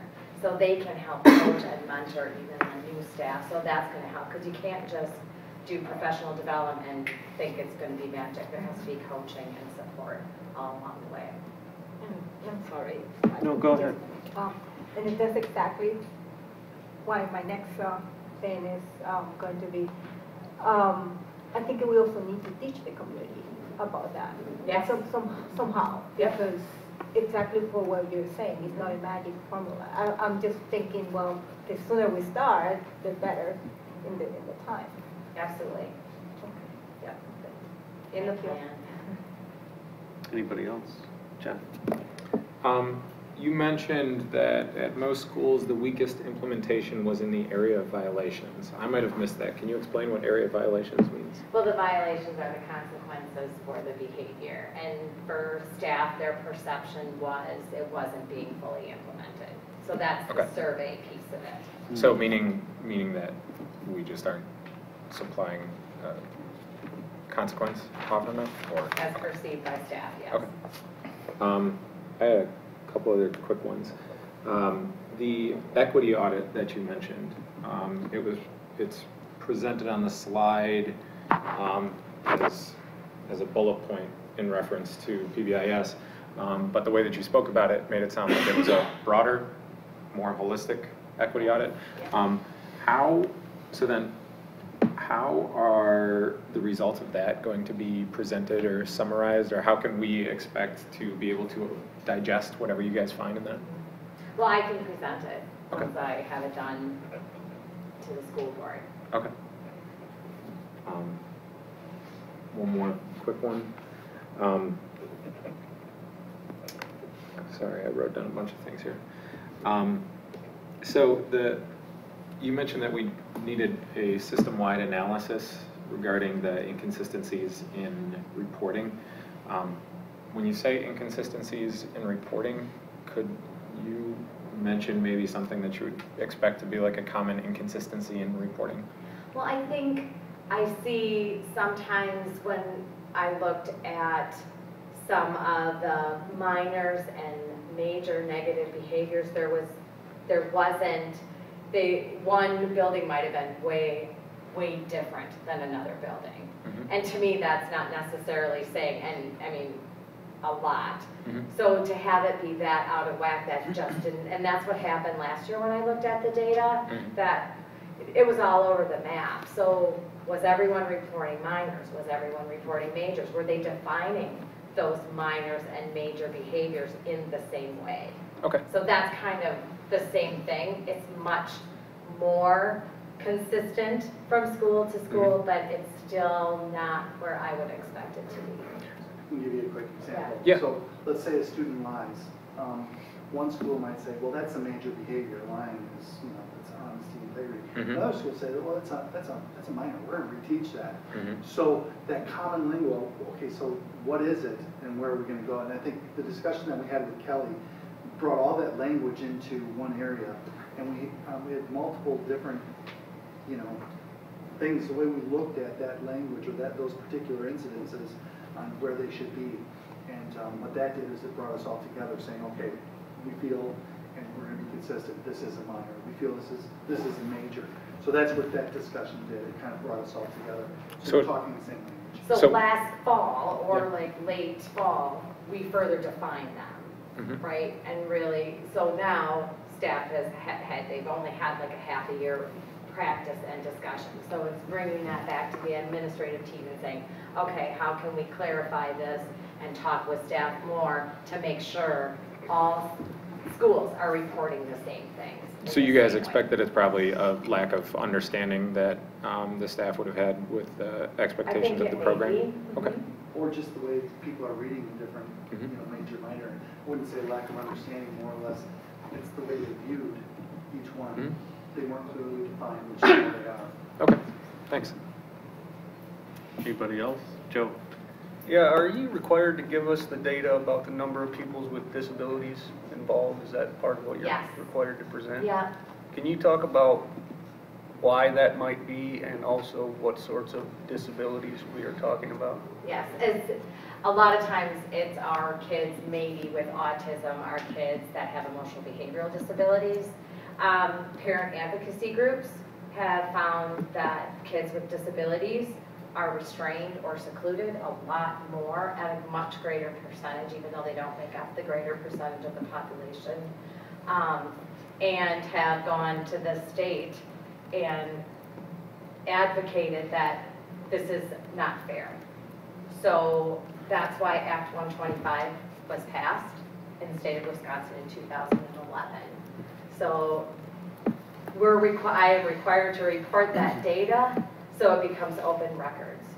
And then we have advocacy groups requesting that data. So they're tracking it.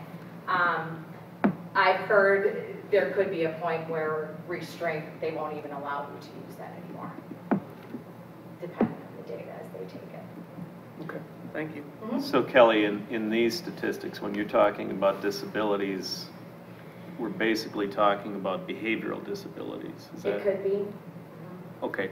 Well, I guess we need to know what kinds of disabilities are we talking about. You did mention people on the autism spectrum. I mean, obviously we don't want to identify any of these kids. And I think that's why we just do the numbers, because we don't want it to be personally identifying. Right, I understand. Yeah. I understand, but we do still need to know. I mean, are these sight impaired kids or, I think that's kind of what we're getting at here, isn't that? Yeah. And in the data that we pulled, I don't have that information on what the disability was.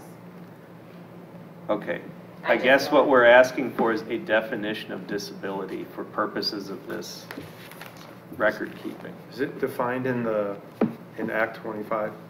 I'm guessing Kids with disability, it could mean it's not necessarily pinpointed as a specific disability. So it is anyone who has qualified for special education services that have a disability or impairment. Okay. That's what we needed. Thank you. And yeah, I would agree with Steve. I'd like to see some historical data, at least with respect to seclusion restraint. And I don't think we need to have you come back and give it to us, but if you could send it out via email, that would be great. Absolutely. I have 3 years right now, so. Okay, thank you. It's in Neptune too, I just pulled it up. Yeah, but I mean, it's nice to have it all in one place. Well, I'm glad you cleared that up, because my fear was that there can be a temptation to say, oh, well, all 5 of these kids have disabilities, so of course they're acting out. And that's not what I think at all what we want to do with this data. So I'm glad that it was advocated for by parents of children with these disabilities. That's how it makes me more comfortable. Other questions from anybody? Okay, thank you very much. Thank you. Okay, now we're going to get a presentation from Lynn Wood regarding the compensation committee reports.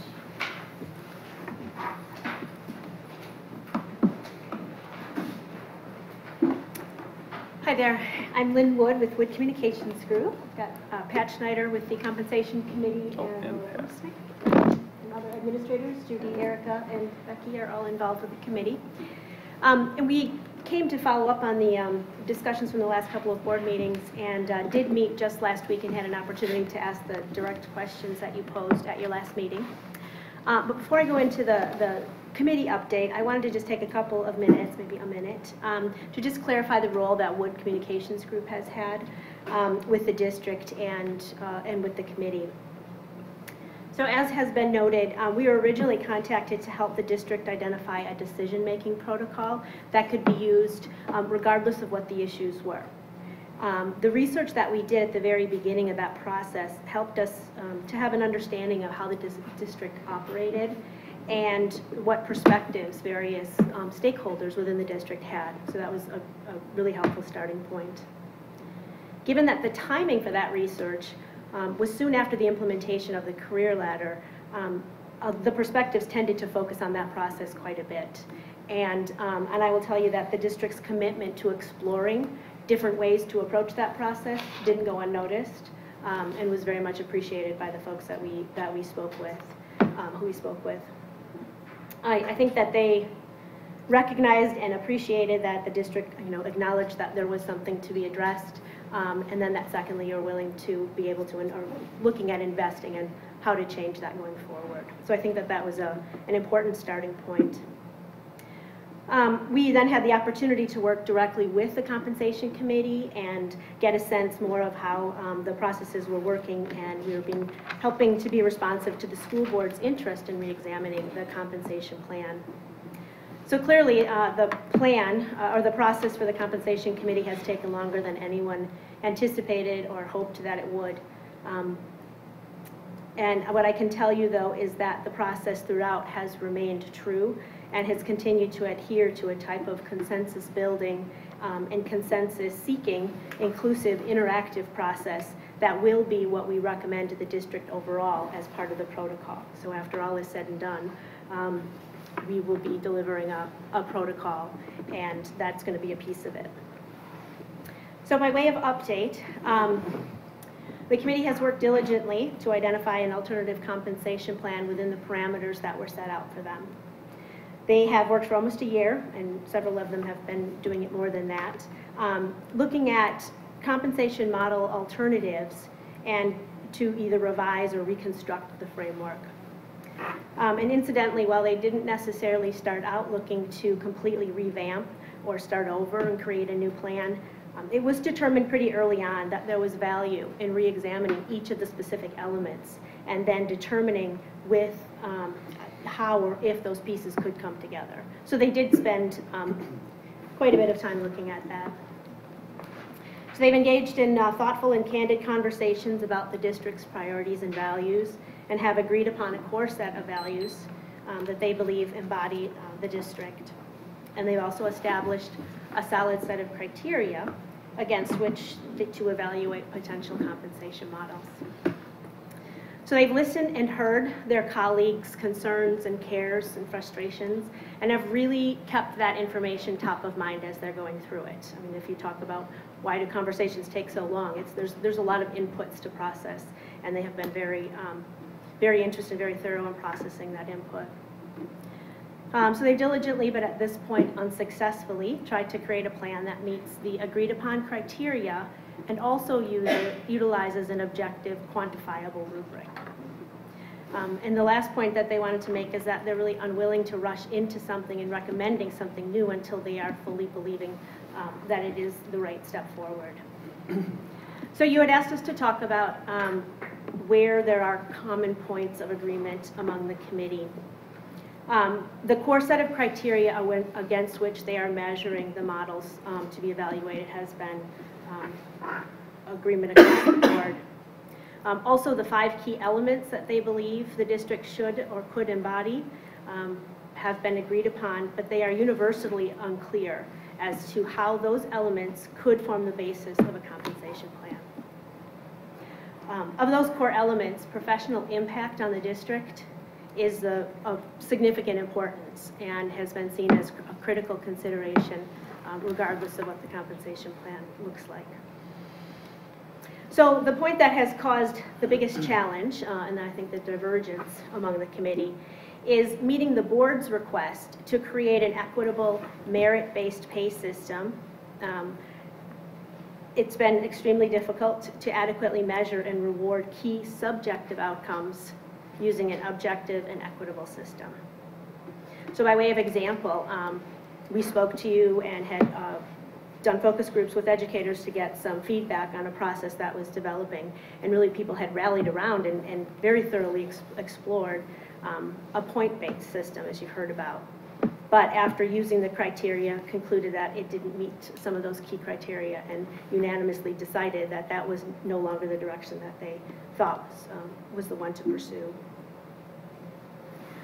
The committee has also worked hard to meet the board's desire to build consensus around any plan, so we have been spending a lot of time on that. And if there is a point of disagreement, we don't just let that go, we really kind of worked hard at it. So the recommendation from the committee going forward is that in spite of tremendous amount of time that's already been spent, committee members continue to believe there is value in a committee comprised of administrators and educators, facilitated by a third party that continues to explore potential compensation models. Specifically, they recommend that all options remain on the table for exploration and consideration. And this would include a more objective or incremental salary schedule model, as well as a performance-based system that focuses on the key elements that have been identified.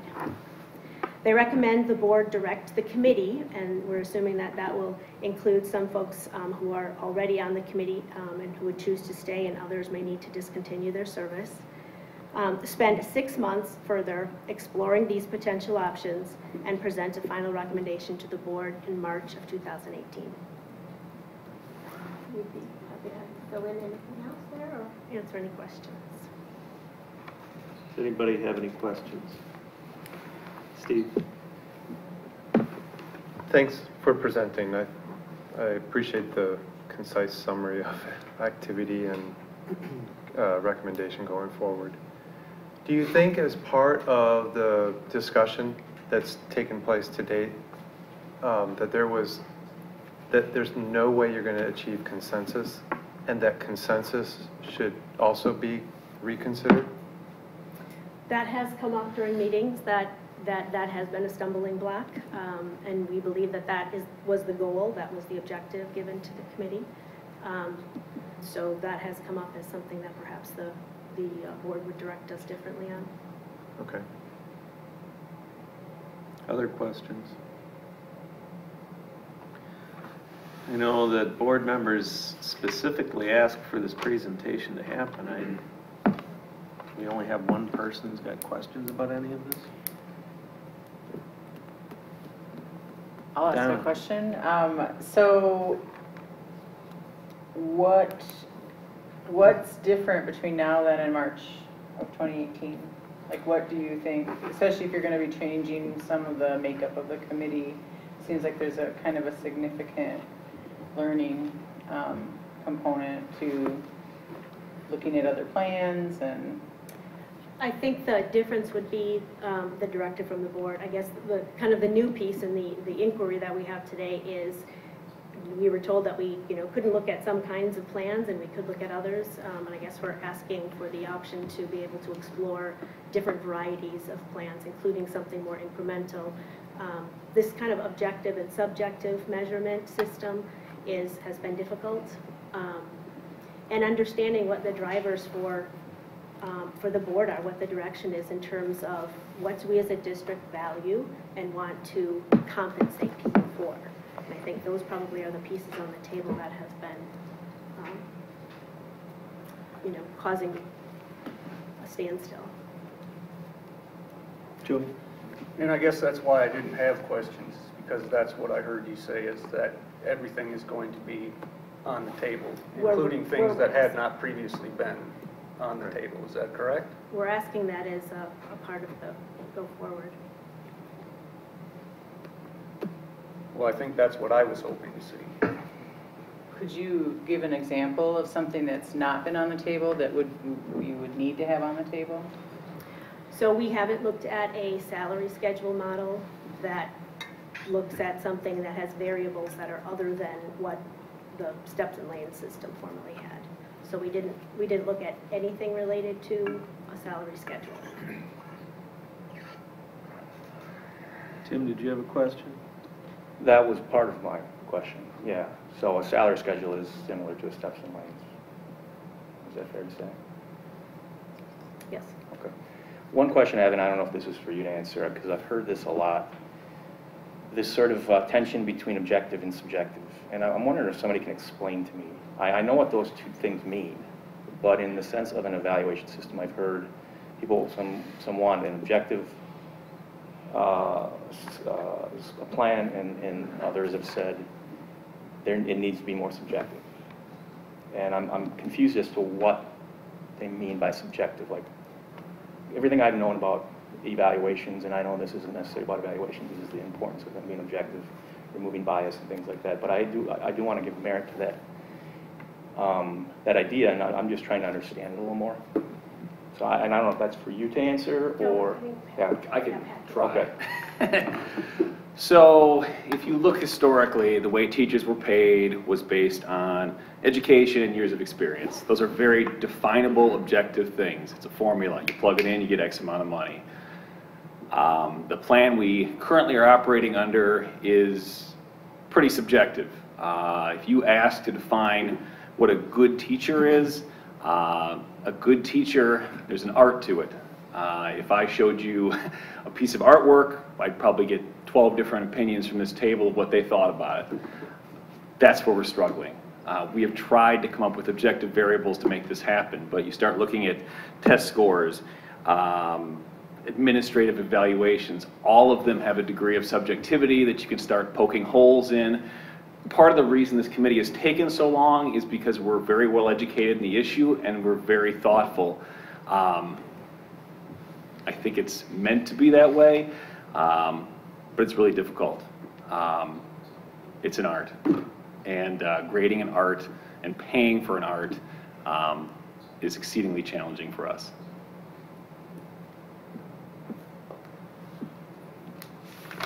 Anyone else? John? So today the school board at least received a series of the specifics of compensation plans for school districts in our area and that are similar possibly in size or organization to our school district. So that was useful for me. It's not something that I've personally seen throughout this process. The specifics of compensation models for other school districts. I'm wondering how much of direct comparison, or are there any examples of compensation plans in the specifics that have been included as part of the past year of the work that the compensation committee has done? So we know that we're not at a position right now to have a policy presented in front of us, and we have read a lot about the discussion in an abstract sense, and so I'm wondering what are the steps that we would need even within the next or by March to have a specific policy in front of us, and how much of that would we be able to, or how much have we considered about what other school districts like us have done? If you go back about 4 years ago, I think it was 4 years ago, we started this process, and we had a different consultant, and we looked at different pay models and looked at the pluses and the minuses of them. One of the underlying assumptions was that we were going to move away from the traditional steps and lanes system, and we needed to just get that out of our heads and move on to something else. I think that at this point, it would at least be it might be worth looking at some elements of that type of a system. I wouldn't be the one organizing any of this, but I think it would probably be worth looking at the different kinds of systems that are out there.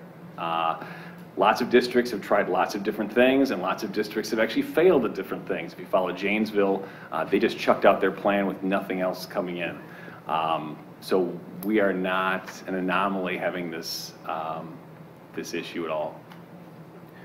Yeah, and I hope I didn't frame that question in terms of some sort of old style compensation plan model. I was just curious how often within these talks that we have in the compensation committee we're using, if there are any plans around us, or for school districts similar to us that have specific components that we could look at to possibly move the discussion forward in terms of finding specifics that the members of the committee like or dislike or could rate or assess for us.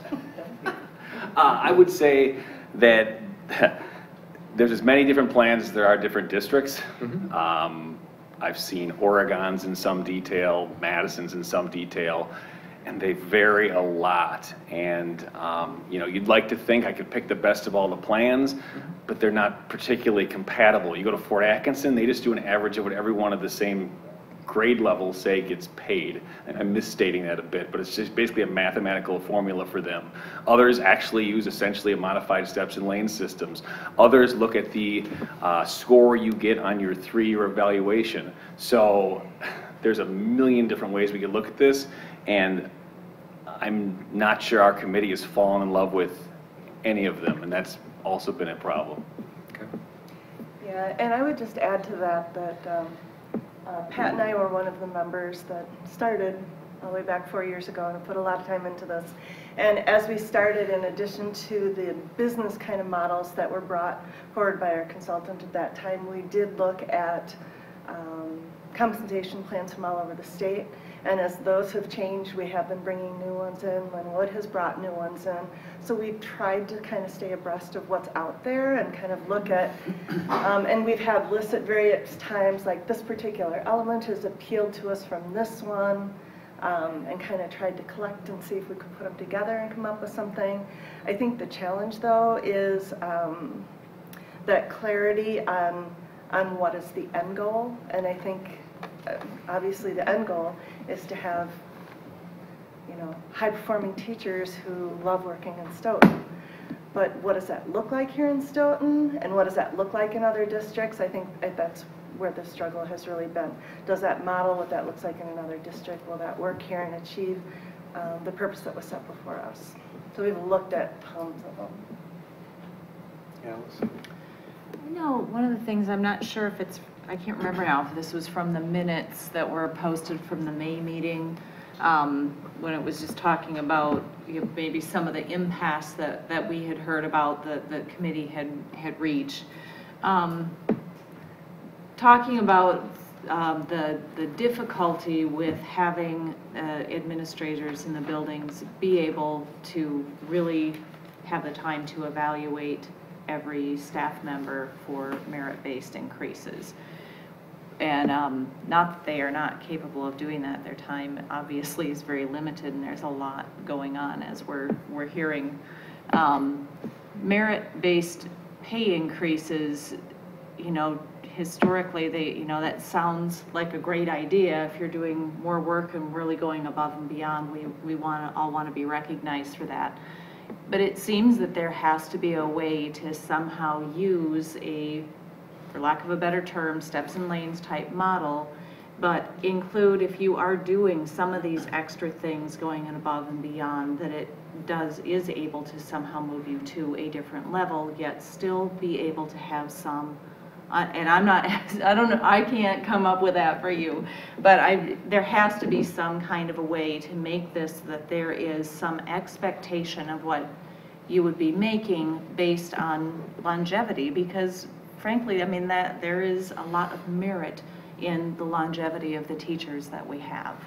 And I'm just putting that out there. I'm not saying you have to do it. It's just something I've been mulling over in my head, because when we get into merit-based pay increases and we start talking about the subjectivity of it, it just gets a lot harder for staff to know where they stand, and they're all professionals and feeling they're doing a good job, and then to not be able to get rewarded for that, that's tough. So I'm not expecting you to answer that. It's just more a comment on the situation.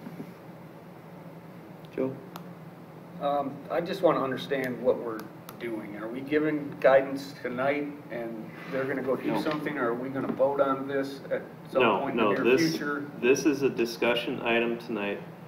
When we met last week, several board members asked for, number one, to find out what happened in the meeting that was scheduled for this last Friday, which hadn't yet occurred, obviously.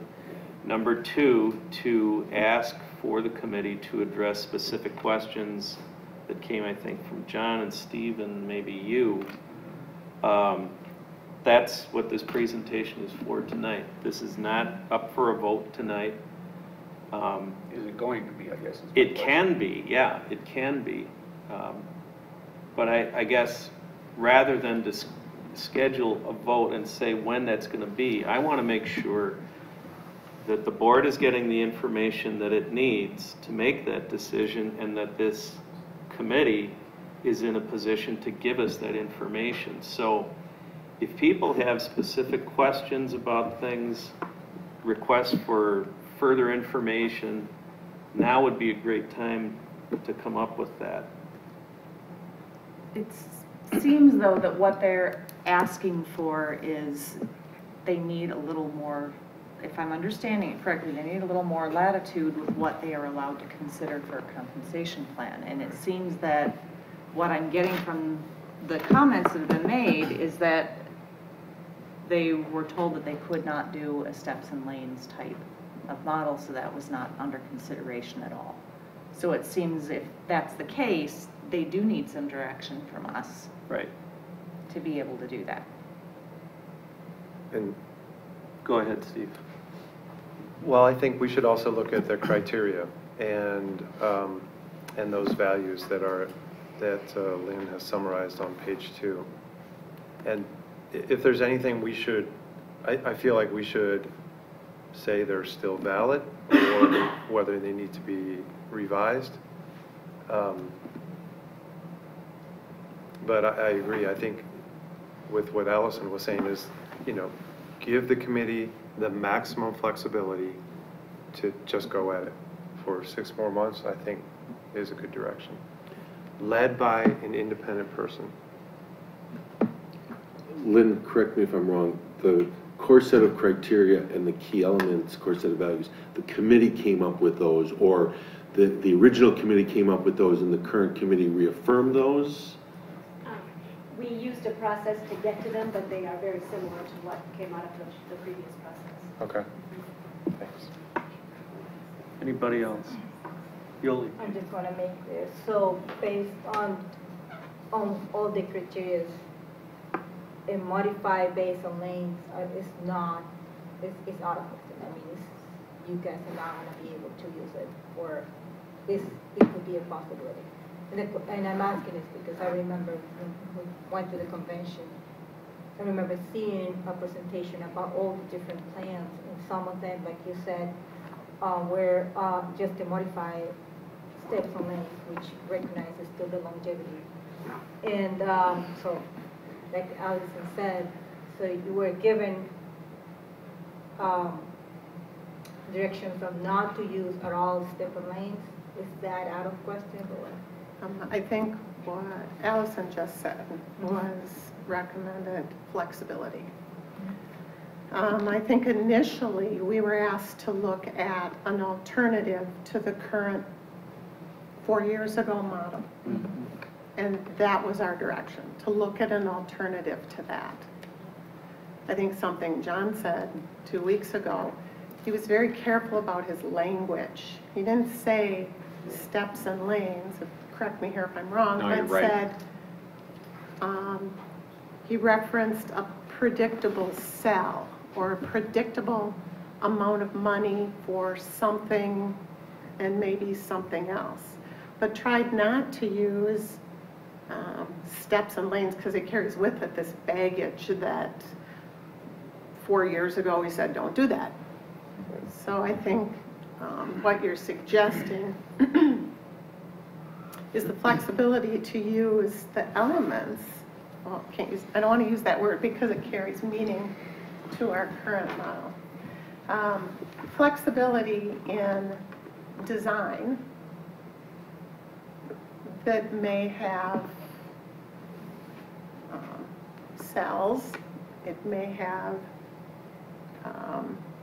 mapped out numbers.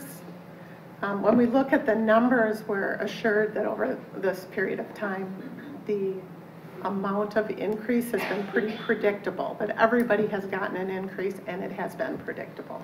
And that barring any issues with the state or funding sources, it's been pretty predictable over time.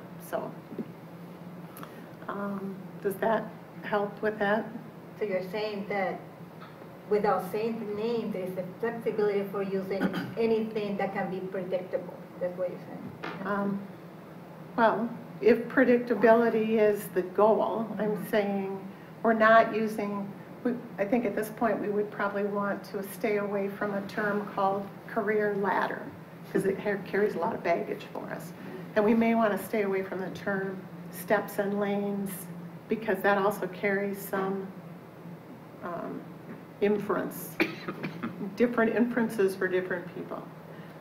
So if we can use really specific terms for what we're really intending to say, I think we may be able to make a different kind of progress. Then I have one more thing, but go ahead. Oh, no, you can. Well, I think one of the other things we have to decide on is this consensus conversation, or is this majority or a majority, a minority or a dissent opinion. We've done a lot of thumbs up, thumbs sideways. We even started capturing that after a while. So in an effort to be consensus 100%, that slowed us down a lot too, in both overall and in small incremental steps. So that would be something that if you want to give feedback on would be welcome. Donna? I guess I actually just had a conversation with a parent who's a teacher in another district, and in their district they went to kind of a points plan, kind of what you were all looking at before, and she actually reached back out to me to say and said, please, you have to make sure that whatever you do, there's some accountability. So I think that's one thing we have to keep in mind, because when we go to referendum, when we need to ask for money, we need to be able to explain why, because what are we really going to money for if we're not building a building? We're going for increases in expenses, which 80% of is salaries. So we have to be able to show that what we're getting is of something that is of value to other people who maybe don't know all the ins and outs of what our teachers are doing, but they see stuff on the outside. So I think that we do have to make sure there's some element of accountability. I know we've talked about lots of things we don't want teachers to have to be accountable for, which is like, we don't want to use test scores. We didn't want to be on the Charlotte Danielson model, because that was a growth model instead of something to actually evaluate performance. We didn't want it to be on grades of students. We didn't want it to be on popular, what students thought about their teachers or parents thought about their teachers. So, I mean, there are a lot of things to consider, but we still overall have to be accountable to the public. And it was interesting, this person said, we have this point system, and there are pieces of it that I don't think are fair, and they're kind of subjective, but she said, at least I know what I have to do. So I think that sounds like that's what you are trying to get to. But the other thing I just want to caution about, because I have served on every committee now in the time that I've been on this board. Finance was really kind of my area of specialty when I first got on the board. We have to be really careful about attaching numbers to cells, because I just reported tonight that the Joint Finance Committee says, yes, we want to give $600 more per student over, on average for the next 2 years. Well, what happens if we have another time where they're going to say, we're going to take back $600 per student? And we are stuck to saying these things have a certain value, a monetary value attached to them.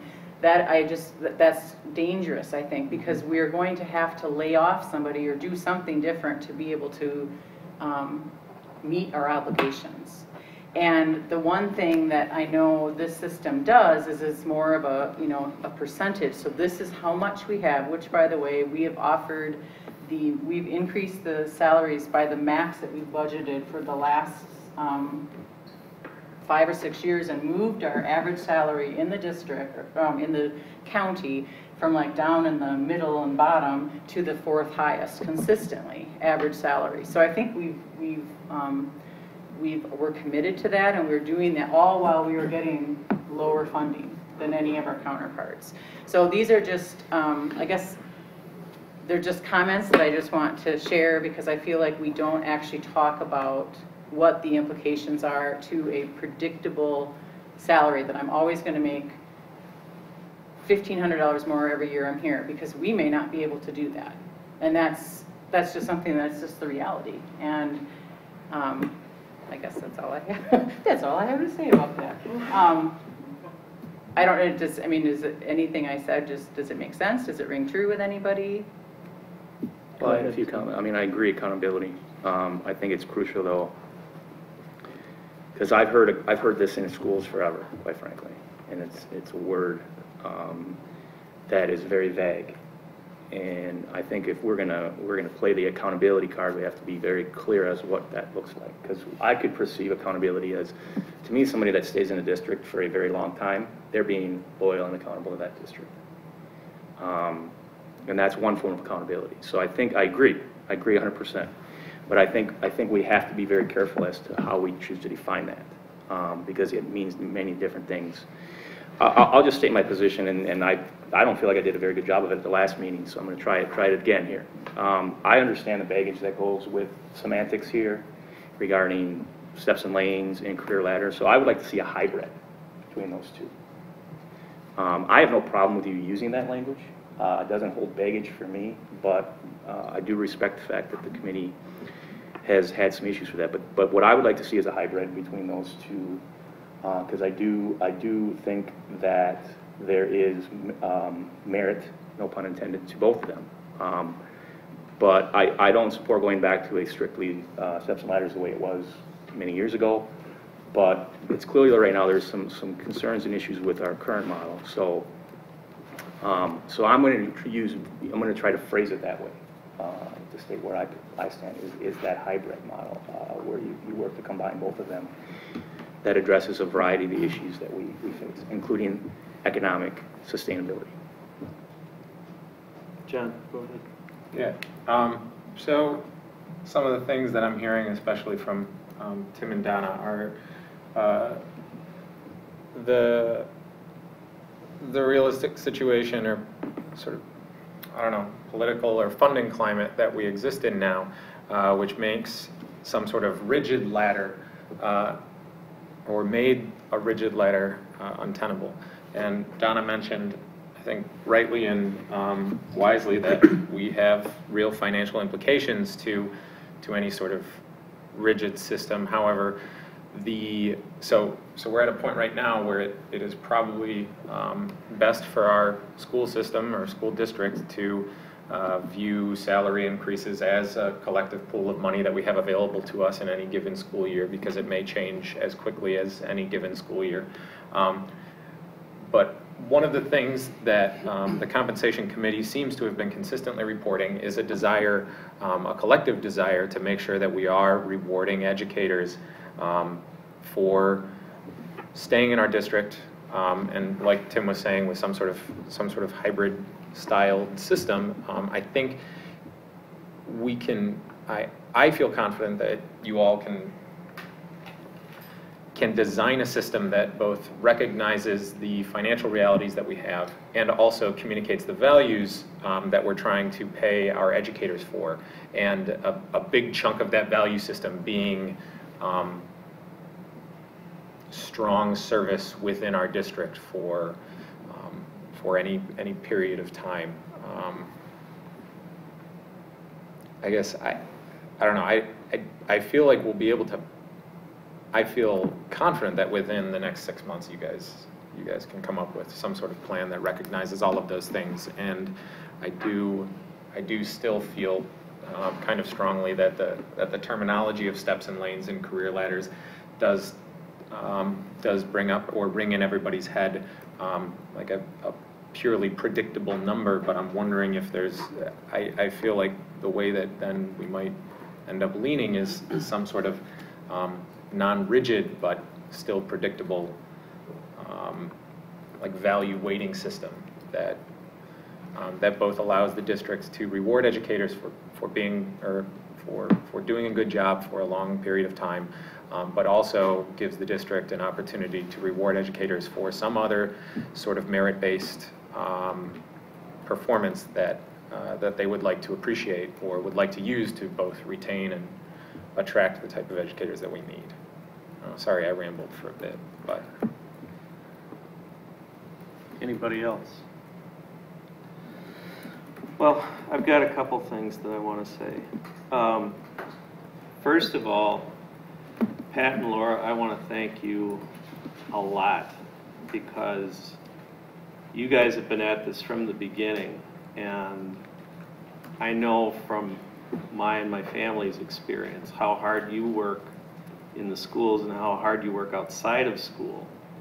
And to then take this on top of all of that and stay with it these last, I think you said, Pat, it's been about 4 years since this started. Or 100 maybe. Yeah, maybe 100, okay. I mean, I really appreciate this. And I know that the rest of the board and I think the whole district appreciates the efforts that have been put into this. And I think from what I've been hearing this last half hour or an hour that we've been discussing this, what this really comes down to is, as you said, is this tension between a fair model that is predictable, but also has an element of accountability and rewards better than meets expectations performance. I've been in the Rock County District Attorney's Office for 24 years. I'm a state employee. And it doesn't matter if I'm the best prosecutor in my office or the one that's just scraping by. It doesn't matter if my caseload is nothing but traffic tickets or child maltreatment cases and homicides. I get paid the same based primarily on how long I've been in that office. There really is no merit pay in any meaningful sense, and that's true of a lot of state employees. It is, however, predictable. You know, I know when the state passes its biennial budget, they say, well, state employees are going to get a 2% raise. Cool, I get a 2% raise. Doesn't matter what I did or didn't do. And that, you know, for superior educators, that's got to kind of stick in your craw to know that I'm doing a great job, but I'm not getting paid more for having done it. At the same time, I completely get the predictability thing because I can't predict and have never been able to predict what I'm going to make from one state budget cycle to the next. It's based solely on what the sausage mill up in Madison comes up with. And that's very, very frustrating. It's very hard to do long-term financial planning for college and retirement and all that stuff, so I totally get it. And I agree that the ideal model would be something that has some combination of elements of both. It can't be steps and lanes for reasons we've talked about many, many times. And Donna raises a very good point. Even if we do, or you do, come up with some kind of a hybrid, to assign specific numbers to each step, yeah, you can predict it, but you may be predicting something that we can't carry out if, as happened 5 years ago, another governor comes in and yanks our funding by $400 a student. because that means layoffs, pure and simple. I'd like to see some kind of a hybrid. And I don't have a problem with telling you all, go back to the table and try some more. But I think we all really need to know, do you really honestly believe that if we tell you to do that, that come 6 months from now, you're actually going to have a finished product? Because this is a process that's been going on, the revision process has been going on for 2 years now. And we're no closer now than we were 2 years ago. And my personal opinion is, if you really believe that 6 months is going to do the trick, I'm happy to let you do it. You know, even if we say all options are on the table, but do you really think that's going to do it? I think that's what we need to know. And I know there's only three of you here right now. We were posed that question among ourselves, and my answer to it was, you can get it done in 6 months, you just have to focus on doing it. Shoot, you could lock us in a room for a week and we come up with a plan. Okay. You know, it's just a matter of how much effort and time you want to put into it. And the problem with having the committee, of course, is if you pull teachers out, that means we're not in the classroom, but how bad do you want to get this plan done? If you want to get it done, you have to pay a little bit of money and resources into doing it. It's certainly going to be challenging. You talk about this hybrid. You're still going to fight over which variables you're going to use to decide what someone's merit is. And that's ultimately going to be your sticking point, as you say. I just know with what we've done in our most recent system, it created a lot of hard feelings because ultimately you were put in a category and it had an attachment to what your self-worth was. For a lot of people, I don't even think it was about the money. I think it had to do with, oh, I'm ranked below this person. If you come up with some sort of matrix, whatever it is, there's spots that you appear on. It may not have a dollar value attached to it, but it has a little bit more mathematical feel than someone subjectively said, you're doing this job. And they've watched me teach 3 times in the last year. I think part of you wanting to have a system that rewards good teachers is going to be really difficult because we don't have the administrative capacity to really effectively evaluate people on a regular basis. I mean, shouldn't talk all this time, but I've talked to so many people about this over and over and over again to educate myself, and people who I know are bosses in the private sector will say, you need to have, you know, one person supervising, say, 10 people. We don't have that. You don't want to hire another 20 principals to make this have a fair, merit-based system. So it's going to be a difficult task. I think you can probably come up with something. I'm going to tell you, I appreciate the opportunity you've had that you've given us to do this. I went to a union thing a few weeks ago. There was a group that was just happy they got to show up at some of the meetings where the school board put it together. So I think it's been a really good collaborative thing on your part. I'm pretty much done at this point. I put in a lot of time in this, and my family demands my time. So I'm saying this right now because I thank you for the opportunity, but I think I'm out. I guess there's one last point that I had intended to say is, and maybe this is more for the board, there is no way that this committee or anybody else is going to be able to come up with something that affects so much of our staff as a compensation plan that is going to get universal approval. I mean, no matter what happens, there are going to be people who aren't going to like this. We've had, as Tim pointed out, since this plan came into being a couple of years ago, we've hired 89 or 90 new teachers. Those are all people who signed on with the expectation to one degree or another that this is the compensation plan. If we change the rules on them, a lot of those people aren't going to be happy. So I'm not saying don't go back and work on it some more and do something else. I'm just saying we can't have as our expectation that we're not going to get some angry emails no matter what happens. And we got to be able to live with that. So. So I'm confused, because you're preaching the choir there. I mean, I'm expecting nobody's gonna like it. So what are we though? Are we suggesting that we should choose one or the other, steps and lanes versus current plan, or directing them to go try to find a hybrid? Well, we're not doing anything as a decision point tonight. Yeah, please. Oh, for what you just said about like somebody was gonna feel, you know, below or something, and for what you just said is why I am having a big problem.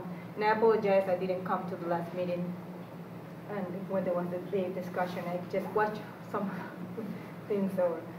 But anyway, I have a big problem with the key element, with the core set of values, because if you look at them, there's only one thing that you can measure. The rest of them are totally subjective. And like you said, we don't have 20 principals in each school evaluating people. The only thing that you can measure is professional growth. But the rest of the values are totally subjective. How do you measure professionalism? How do you measure contribution outside classroom? How do you measure collaboration? And actually, once you start measuring collaboration, you actually are not going to have people collaborating with each other. I think actually it's going to be more of a competition than a collaboration. I just wanted to say that I have a big problem with the core set of values. So, that's all. I would say that at our last, well, we've talked about this core set of values, you know, a million times over, and talked about how do you measure them and how do you value them and what does that look like. And then, like you mentioned, collaboration. So how do you know if somebody says they want to collaborate with you? Is that just to get points on the career ladder? Is it authentic? Is it productive? We can sit in a room and talk. What do we have to show for it? So all of those things come into play when we start talking about measuring and rewarding.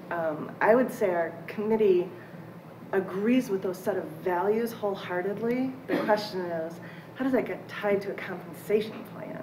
Is that the right place for it? There certainly are district's values. It's what we want from employees. I don't think anybody would say we don't want educators to collaborate. The question is, how do you mesh that with a compensation plan?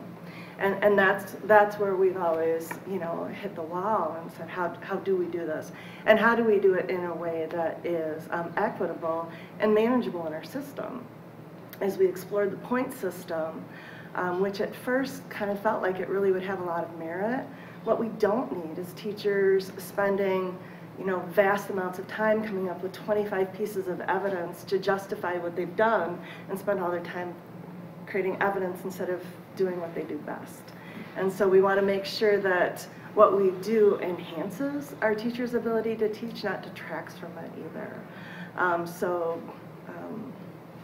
Yeah, it's one heck of a challenge. I think we'd be super rich if we came up with something that really, like, totally fit the bill, because everybody's out there searching for it. But we know that the number one place that we have to start is valuing what we were hired to do in our role. So for most folks in our district, is going to be teaching in the classroom and being the very best educator they are. We've got amazing educators, so we have to start with valuing that, and then and kind of go from there. I will say, kind of in reference, John, to a point that you made, and a number of you, Donna, brought up too, that Erica has been an invaluable member in our district to say, this all sounds great, but let me run some numbers. Let me tell you what that would look like. Let me explain the realities of that. And that's been hugely helpful, and that keeps us both kind of grounded, but also being able to kind of envision, so what could we would do with that? And she's constantly creating kind of number models, or let me play that out for us. And so that makes me feel confident that we can find something that isn't just putting a number in a cell that we can't live up to down the road, and that we create an unrealistic expectation, or one that we pay for in other negative ways. So I heard from Pat with my question, is 6 months, if we tell you what you're suggesting us to do, if you're telling us that given 6 months and the option to put everything on the table, that you'll be able to come up with a recommendation, is that really realistic?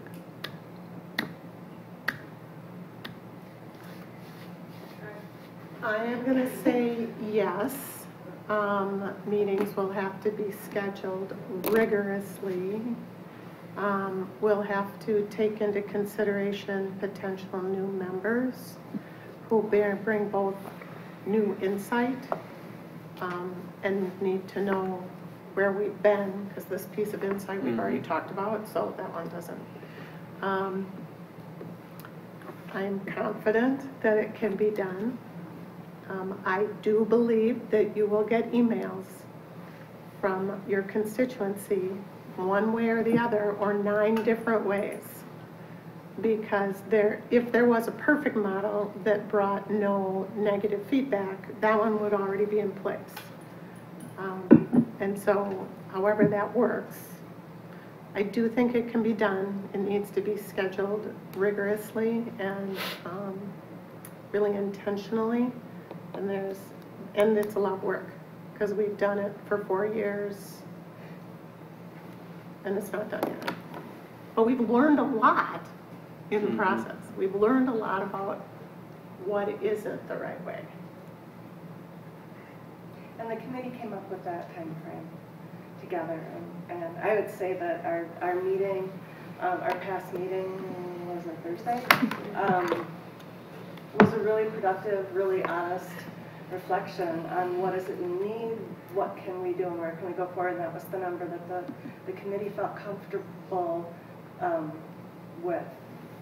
It feels optimistic and it feels a little scary, but it also feels really urgent. Like our teachers need this closure. So we feel that commitment. Okay. Joe? So Lynn, I have a question for you. Say we get 6 months down the road and we have this plan, are you going to have a protocol for us to use to roll this thing out a lot better than we did last time? Absolutely, absolutely. We've been talking about that throughout in terms of what elements need to be educated about beforehand, how does it need to get communicated, and so that has been a given from the very beginning on how it would be talked about. Thank you. Anybody else? Okay, thank you. So, board members, I guess what I'd like from you tonight is some brief discussion on whether you think you're ready to take a vote on this at our next meeting, which would be the 5th. So a week from tomorrow. Take a vote on directions to give to the committee, because that's what they're asking for is direction. We had a recommendation from the Employee Relations Committee. That isn't necessarily what we have to vote yes or no on, but there is some urgency to get this done. It's been going on a long time. If you guys feel you're ready to go ahead and vote on a recommendation, on direction to the committee, I'm happy to schedule it for the 5th, but. So, I guess, are we clarifying what that direction is? I'll be prepared on voting on it if I know what the direction we're asking them. Yeah, that's my question too. Because are we looking at this point 4? Okay, sure. Their request, as I understand it, and Judy's still here, so in case I got it wrong, their request is to go back to the design table with all options on that table with the hope/expectation that they'll have a recommendation for the board to vote on by March of 2018. Is that right, Judy? And that it may not be a consensus. I guess that was the other thing that was unclear. Okay, heretofore, as I understand it, the meetings have worked on the basis of consensus as opposed to simple majority vote or super majority vote or whatever. And that, as Judy pointed out, has slowed things down, not surprisingly.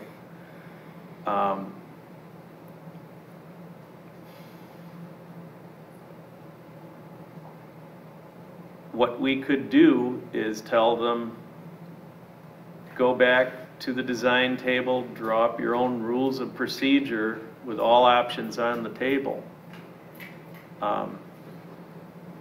That could be our recommendation or our charge to them to be voted on at the next meeting. I mean, they've been operating under their own rules of procedure, and I'm reluctant to jump in, not having even been at any of these meetings, and tell them how they should run their meetings and make their decisions. Well, correct me, Yeah, go isn't the ahead. second bullet in number 4 of the thing that they just presented, it literally says what they recommend. So is that not enough for us to go forward? I think so. I think so. It says, I mean, it says exactly what they want to do. So Can you read it, or is it long? it says specifically, they recommend that all options remain on the table for exploration and consideration, including a more objective salary schedule framework, as well as a performance-based system that focuses on the key elements that have been identified. They recommend the board direct the committee as it stands currently, with some educators likely choosing to continue while others may discontinue their service and would be replaced, spend 6 months further exploring these potential options and present a final recommendation to the board in March 2018. Right. That is what I would propose we vote on next week, unless the board feels it needs more information or more discussion before taking that decision. And then as far as consensus versus some other method, leave it up to them. That's what I see this recommendation as reading. Sure, Steve. Can I just throw in one thing?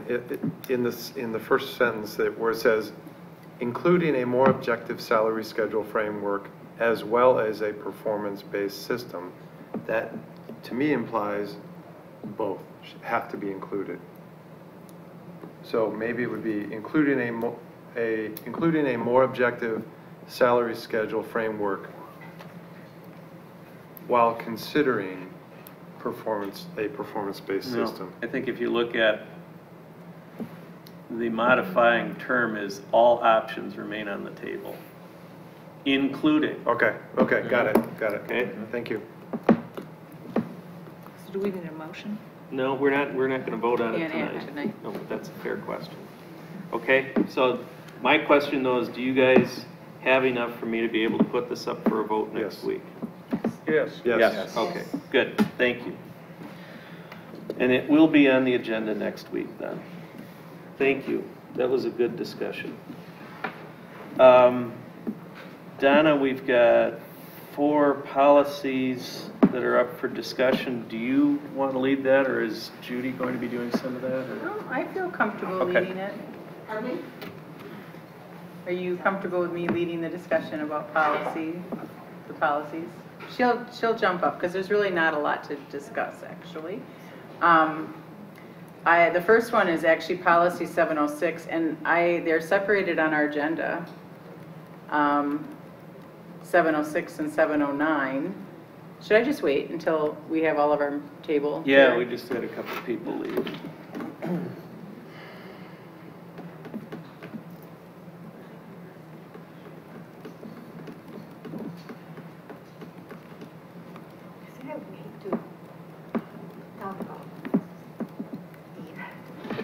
I'm freezing. Yeah, it's cold in here, it's I really agree. cold. Becky, do you know if there is any way to leave now? That's so cold. Oh my God.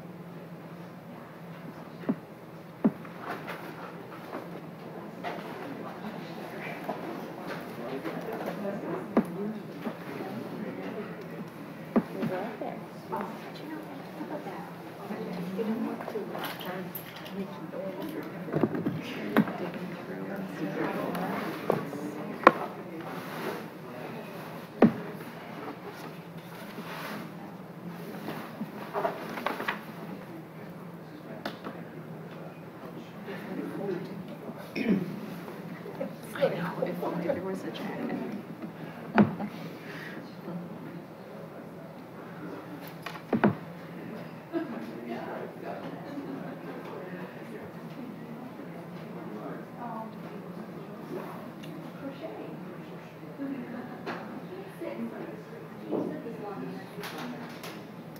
Donna, why don't you just go ahead? Yeah, go ahead, Don. I just get a little disturbed. I think it's not really super acceptable behavior to discuss when we are starting an agenda item. 706 and 709, actually I created a issue paper together because it was basically the same thing.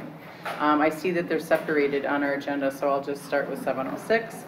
As the policy committee has a schedule of all of our policies so that we have a regular rotation so that policies are reviewed at a regular time instead of just waiting until something needs to be changed. And in that rotation, 706 grading and 709 homework came up.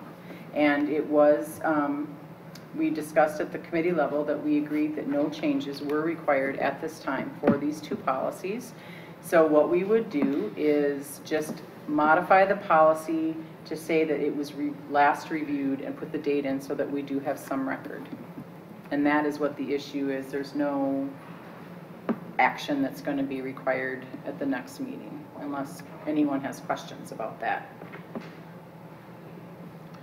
I know that we have previously had discussion with respect to grading, and in fact we had one pretty recently on grading in high school, and should we perhaps count AP classes differently than other classes, et cetera. Did that come into the discussion on this policy at all? Well, we discussed it, but again, those would be things that are guideline areas Well, because they're not what I was actually getting in our at. policy, but we do believe they're most likely will warrant some further discussion, but at this time, we are not recommending any changes to those policies. And again, I understand this is policy and the other thing is guideline, but the board did express some interest in reviewing those guidelines. Is Mike Cruz or somebody going to come back to the board and talk to us about that, or what's going to happen with that? I think when the time comes, I mean, that's something that's being discussed now at the director level, so they have their regular meetings, and when they're ready to do that, they would, but as far as our schedule, at this time, we don't have any changes. Okay. Okay? Steve? Yep. Yes. Are we specifically talking about the individual policies at this point? We're talking about 706 and 709. Okay, sorry. I thought 707 was included in that. Nope, that's a separate one. Okay. Allison, you had a question? One question I had about 709 is that, just kind of wonder why do we have a homework policy? Is that like, is it like a state mandated thing, or is it just? Do we need a homework policy? What, does anybody know the backstory behind it? Well, I could not answer that, I guess. I mean, I can answer from my experience. I think it's healthy to have one. Parents, I know, have different ideas and expectations on homework, and so I think at least having something in place is important. I know that at one point, years and years ago, this homework policy, I think, included time, by grade level, et cetera. And so there was discussion at the committee level, and there's been discussion that homework is a valuable formative assessment. It's a valuable assessment for learning, and the practice is valuable. But the district, and we do not believe that it's mandated that in 4th grade you should have X number of minutes of homework based on your age. But that homework is a valuable tool for learning, and that homework done right and used in that way does enhance the learning experience and does help the students guide and their guided practice toward their ultimate outcome.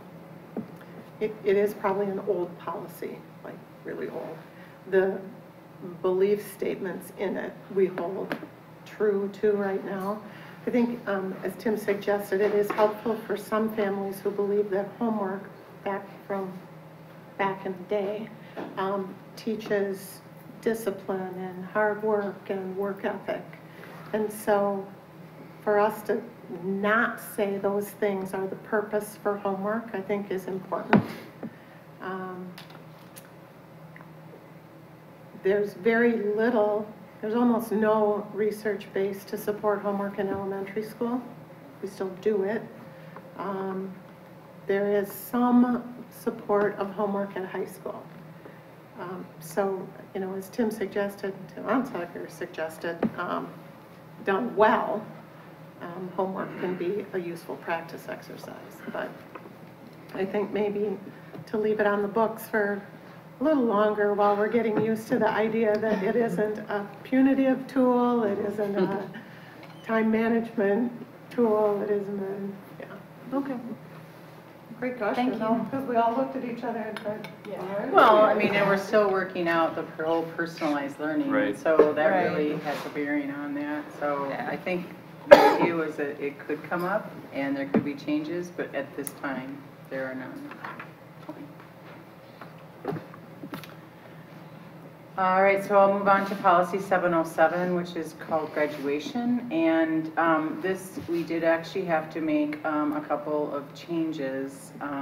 This policy has been on the books, but we've been practicing what it did not say because there was a time that we were sort of in flux, kind of spanning two requirements. But all we need to change here is the numbers of total credits from 22 to 24 because of a state statute that was passed in the last budget cycle for math and science, and that also to change the credits to early graduation from 15 to 18 and a half, or from 15 and 18 and a half to 16.5 and 20 because they need to be proportionate to the number of credits that are now required. This has been the practice for the last year.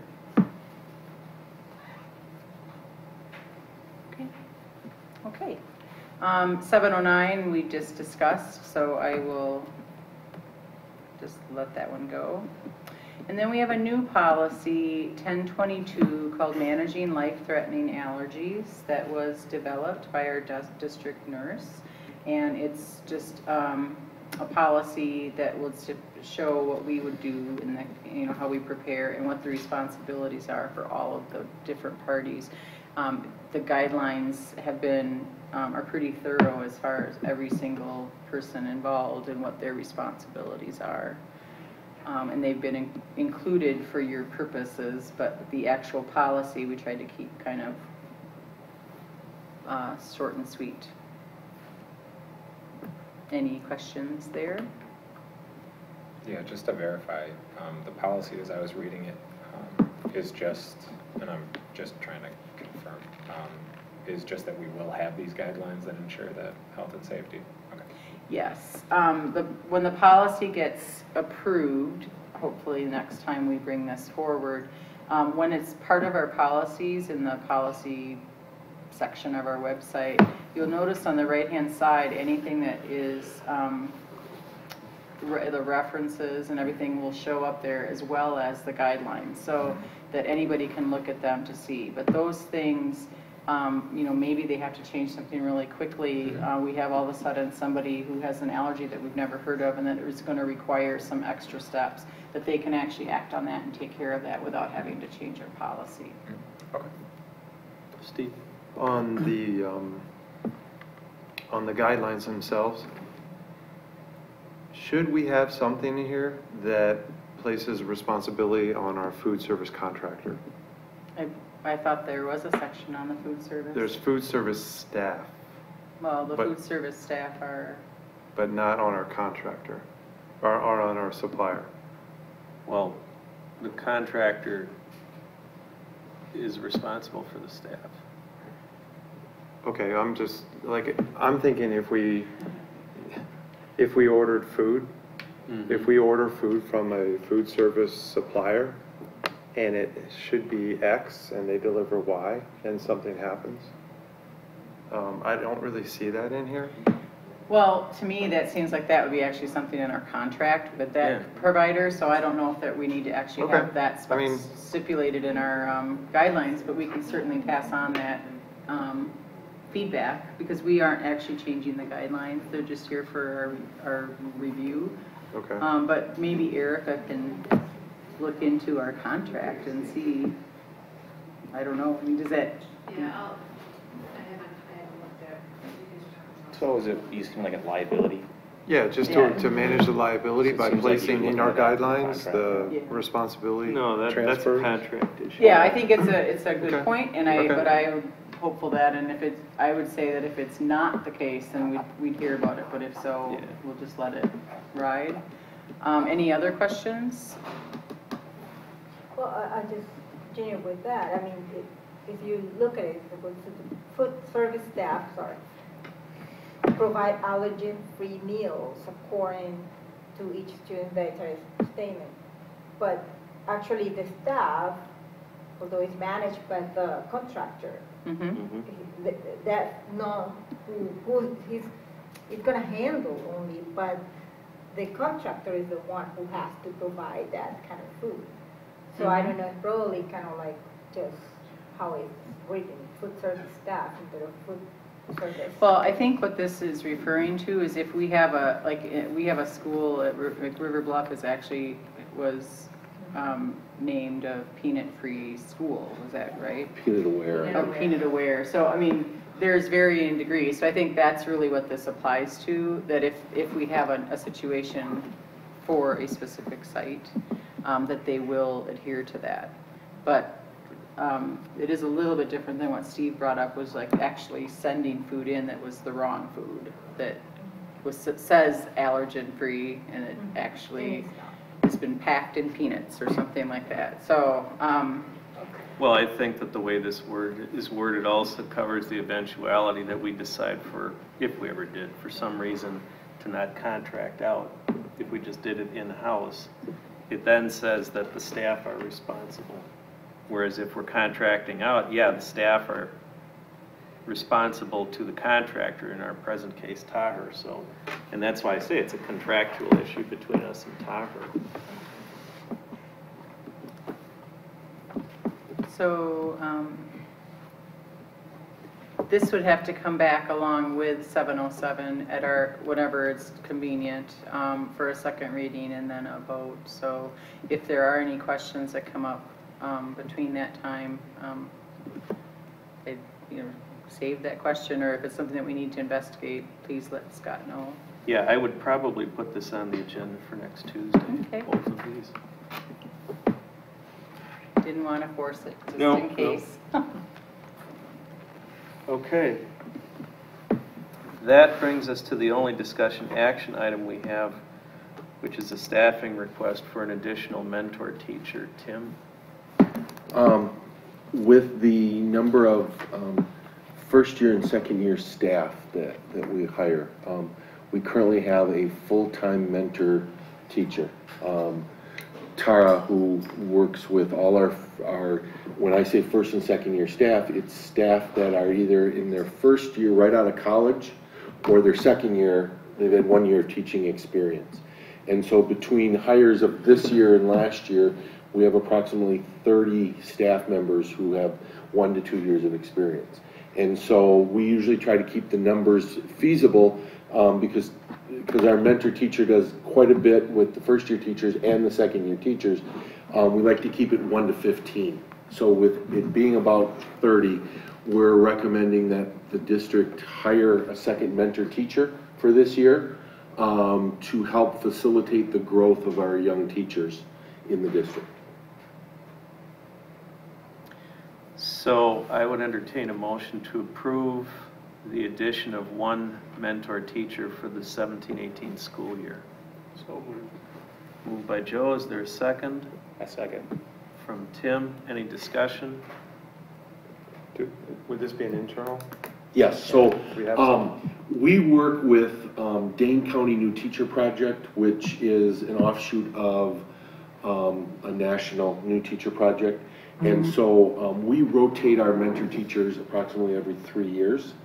Fonda Lewis, who is a teacher at Sandhill, was a mentor teacher 5 years ago, and so has gone through all the training. So what we would do is, in essence, what we're doing is moving Fonda into the mentor teacher. She's trained, has been it before, so her and Tara will work together, and we'll hire a 1-year second grade teacher at Sandhill to replace her. But yeah, the mentor teacher would be internal, and Fonda knows our system, knows the routine, is a very solid educator, very solid in the classroom, and brings a level of expertise to our new staff. Any other questions? Okay, all those in favor, please signify by saying aye. Aye. Any opposed? All right. Board members, we do have, as you've heard several times already tonight, a regular board meeting on September 5th. You've already heard a few of the things that are going to be on the 5th. We have a regular meeting on the 18th as well. Finance also meets on the 18th at 6, right, Joe? Or Allison? Yeah. Facilities meets on the following night at what time? The 19th? Not sure. Well, we'll find out. And then policy meets on I the, think, yeah. okay, policy meets on the 5th, and as Tim said, first home football game is Friday. The football team will attempt to go 3-0. Yeah, it is a big deal. I don't know the last time they started 3-0. So hopefully we'll have good weather and we'll see you all there. We do have reason to move into closed session pursuant to section 19.85 sub 1F to discuss staff members and or conduct or personal social histories, which if discussed in open session could be injurious to the reputation of a staff member. So I would entertain a motion to move into closed session. From Yoli is the second. I'll second. From Tim. And then let's do a roll call. Mr. Coughlin? Yes? Mr. Fry? Yes. Ms. Tarpinian? Yes. Ms. Sorg? Yes. Mr. Bouban? Yes. Ms. Fitzgibbon? Yes. Mr. Jackson? Yes. President Dirks? Yes. All right. Let's reconvene upstairs at 20 after 10, please.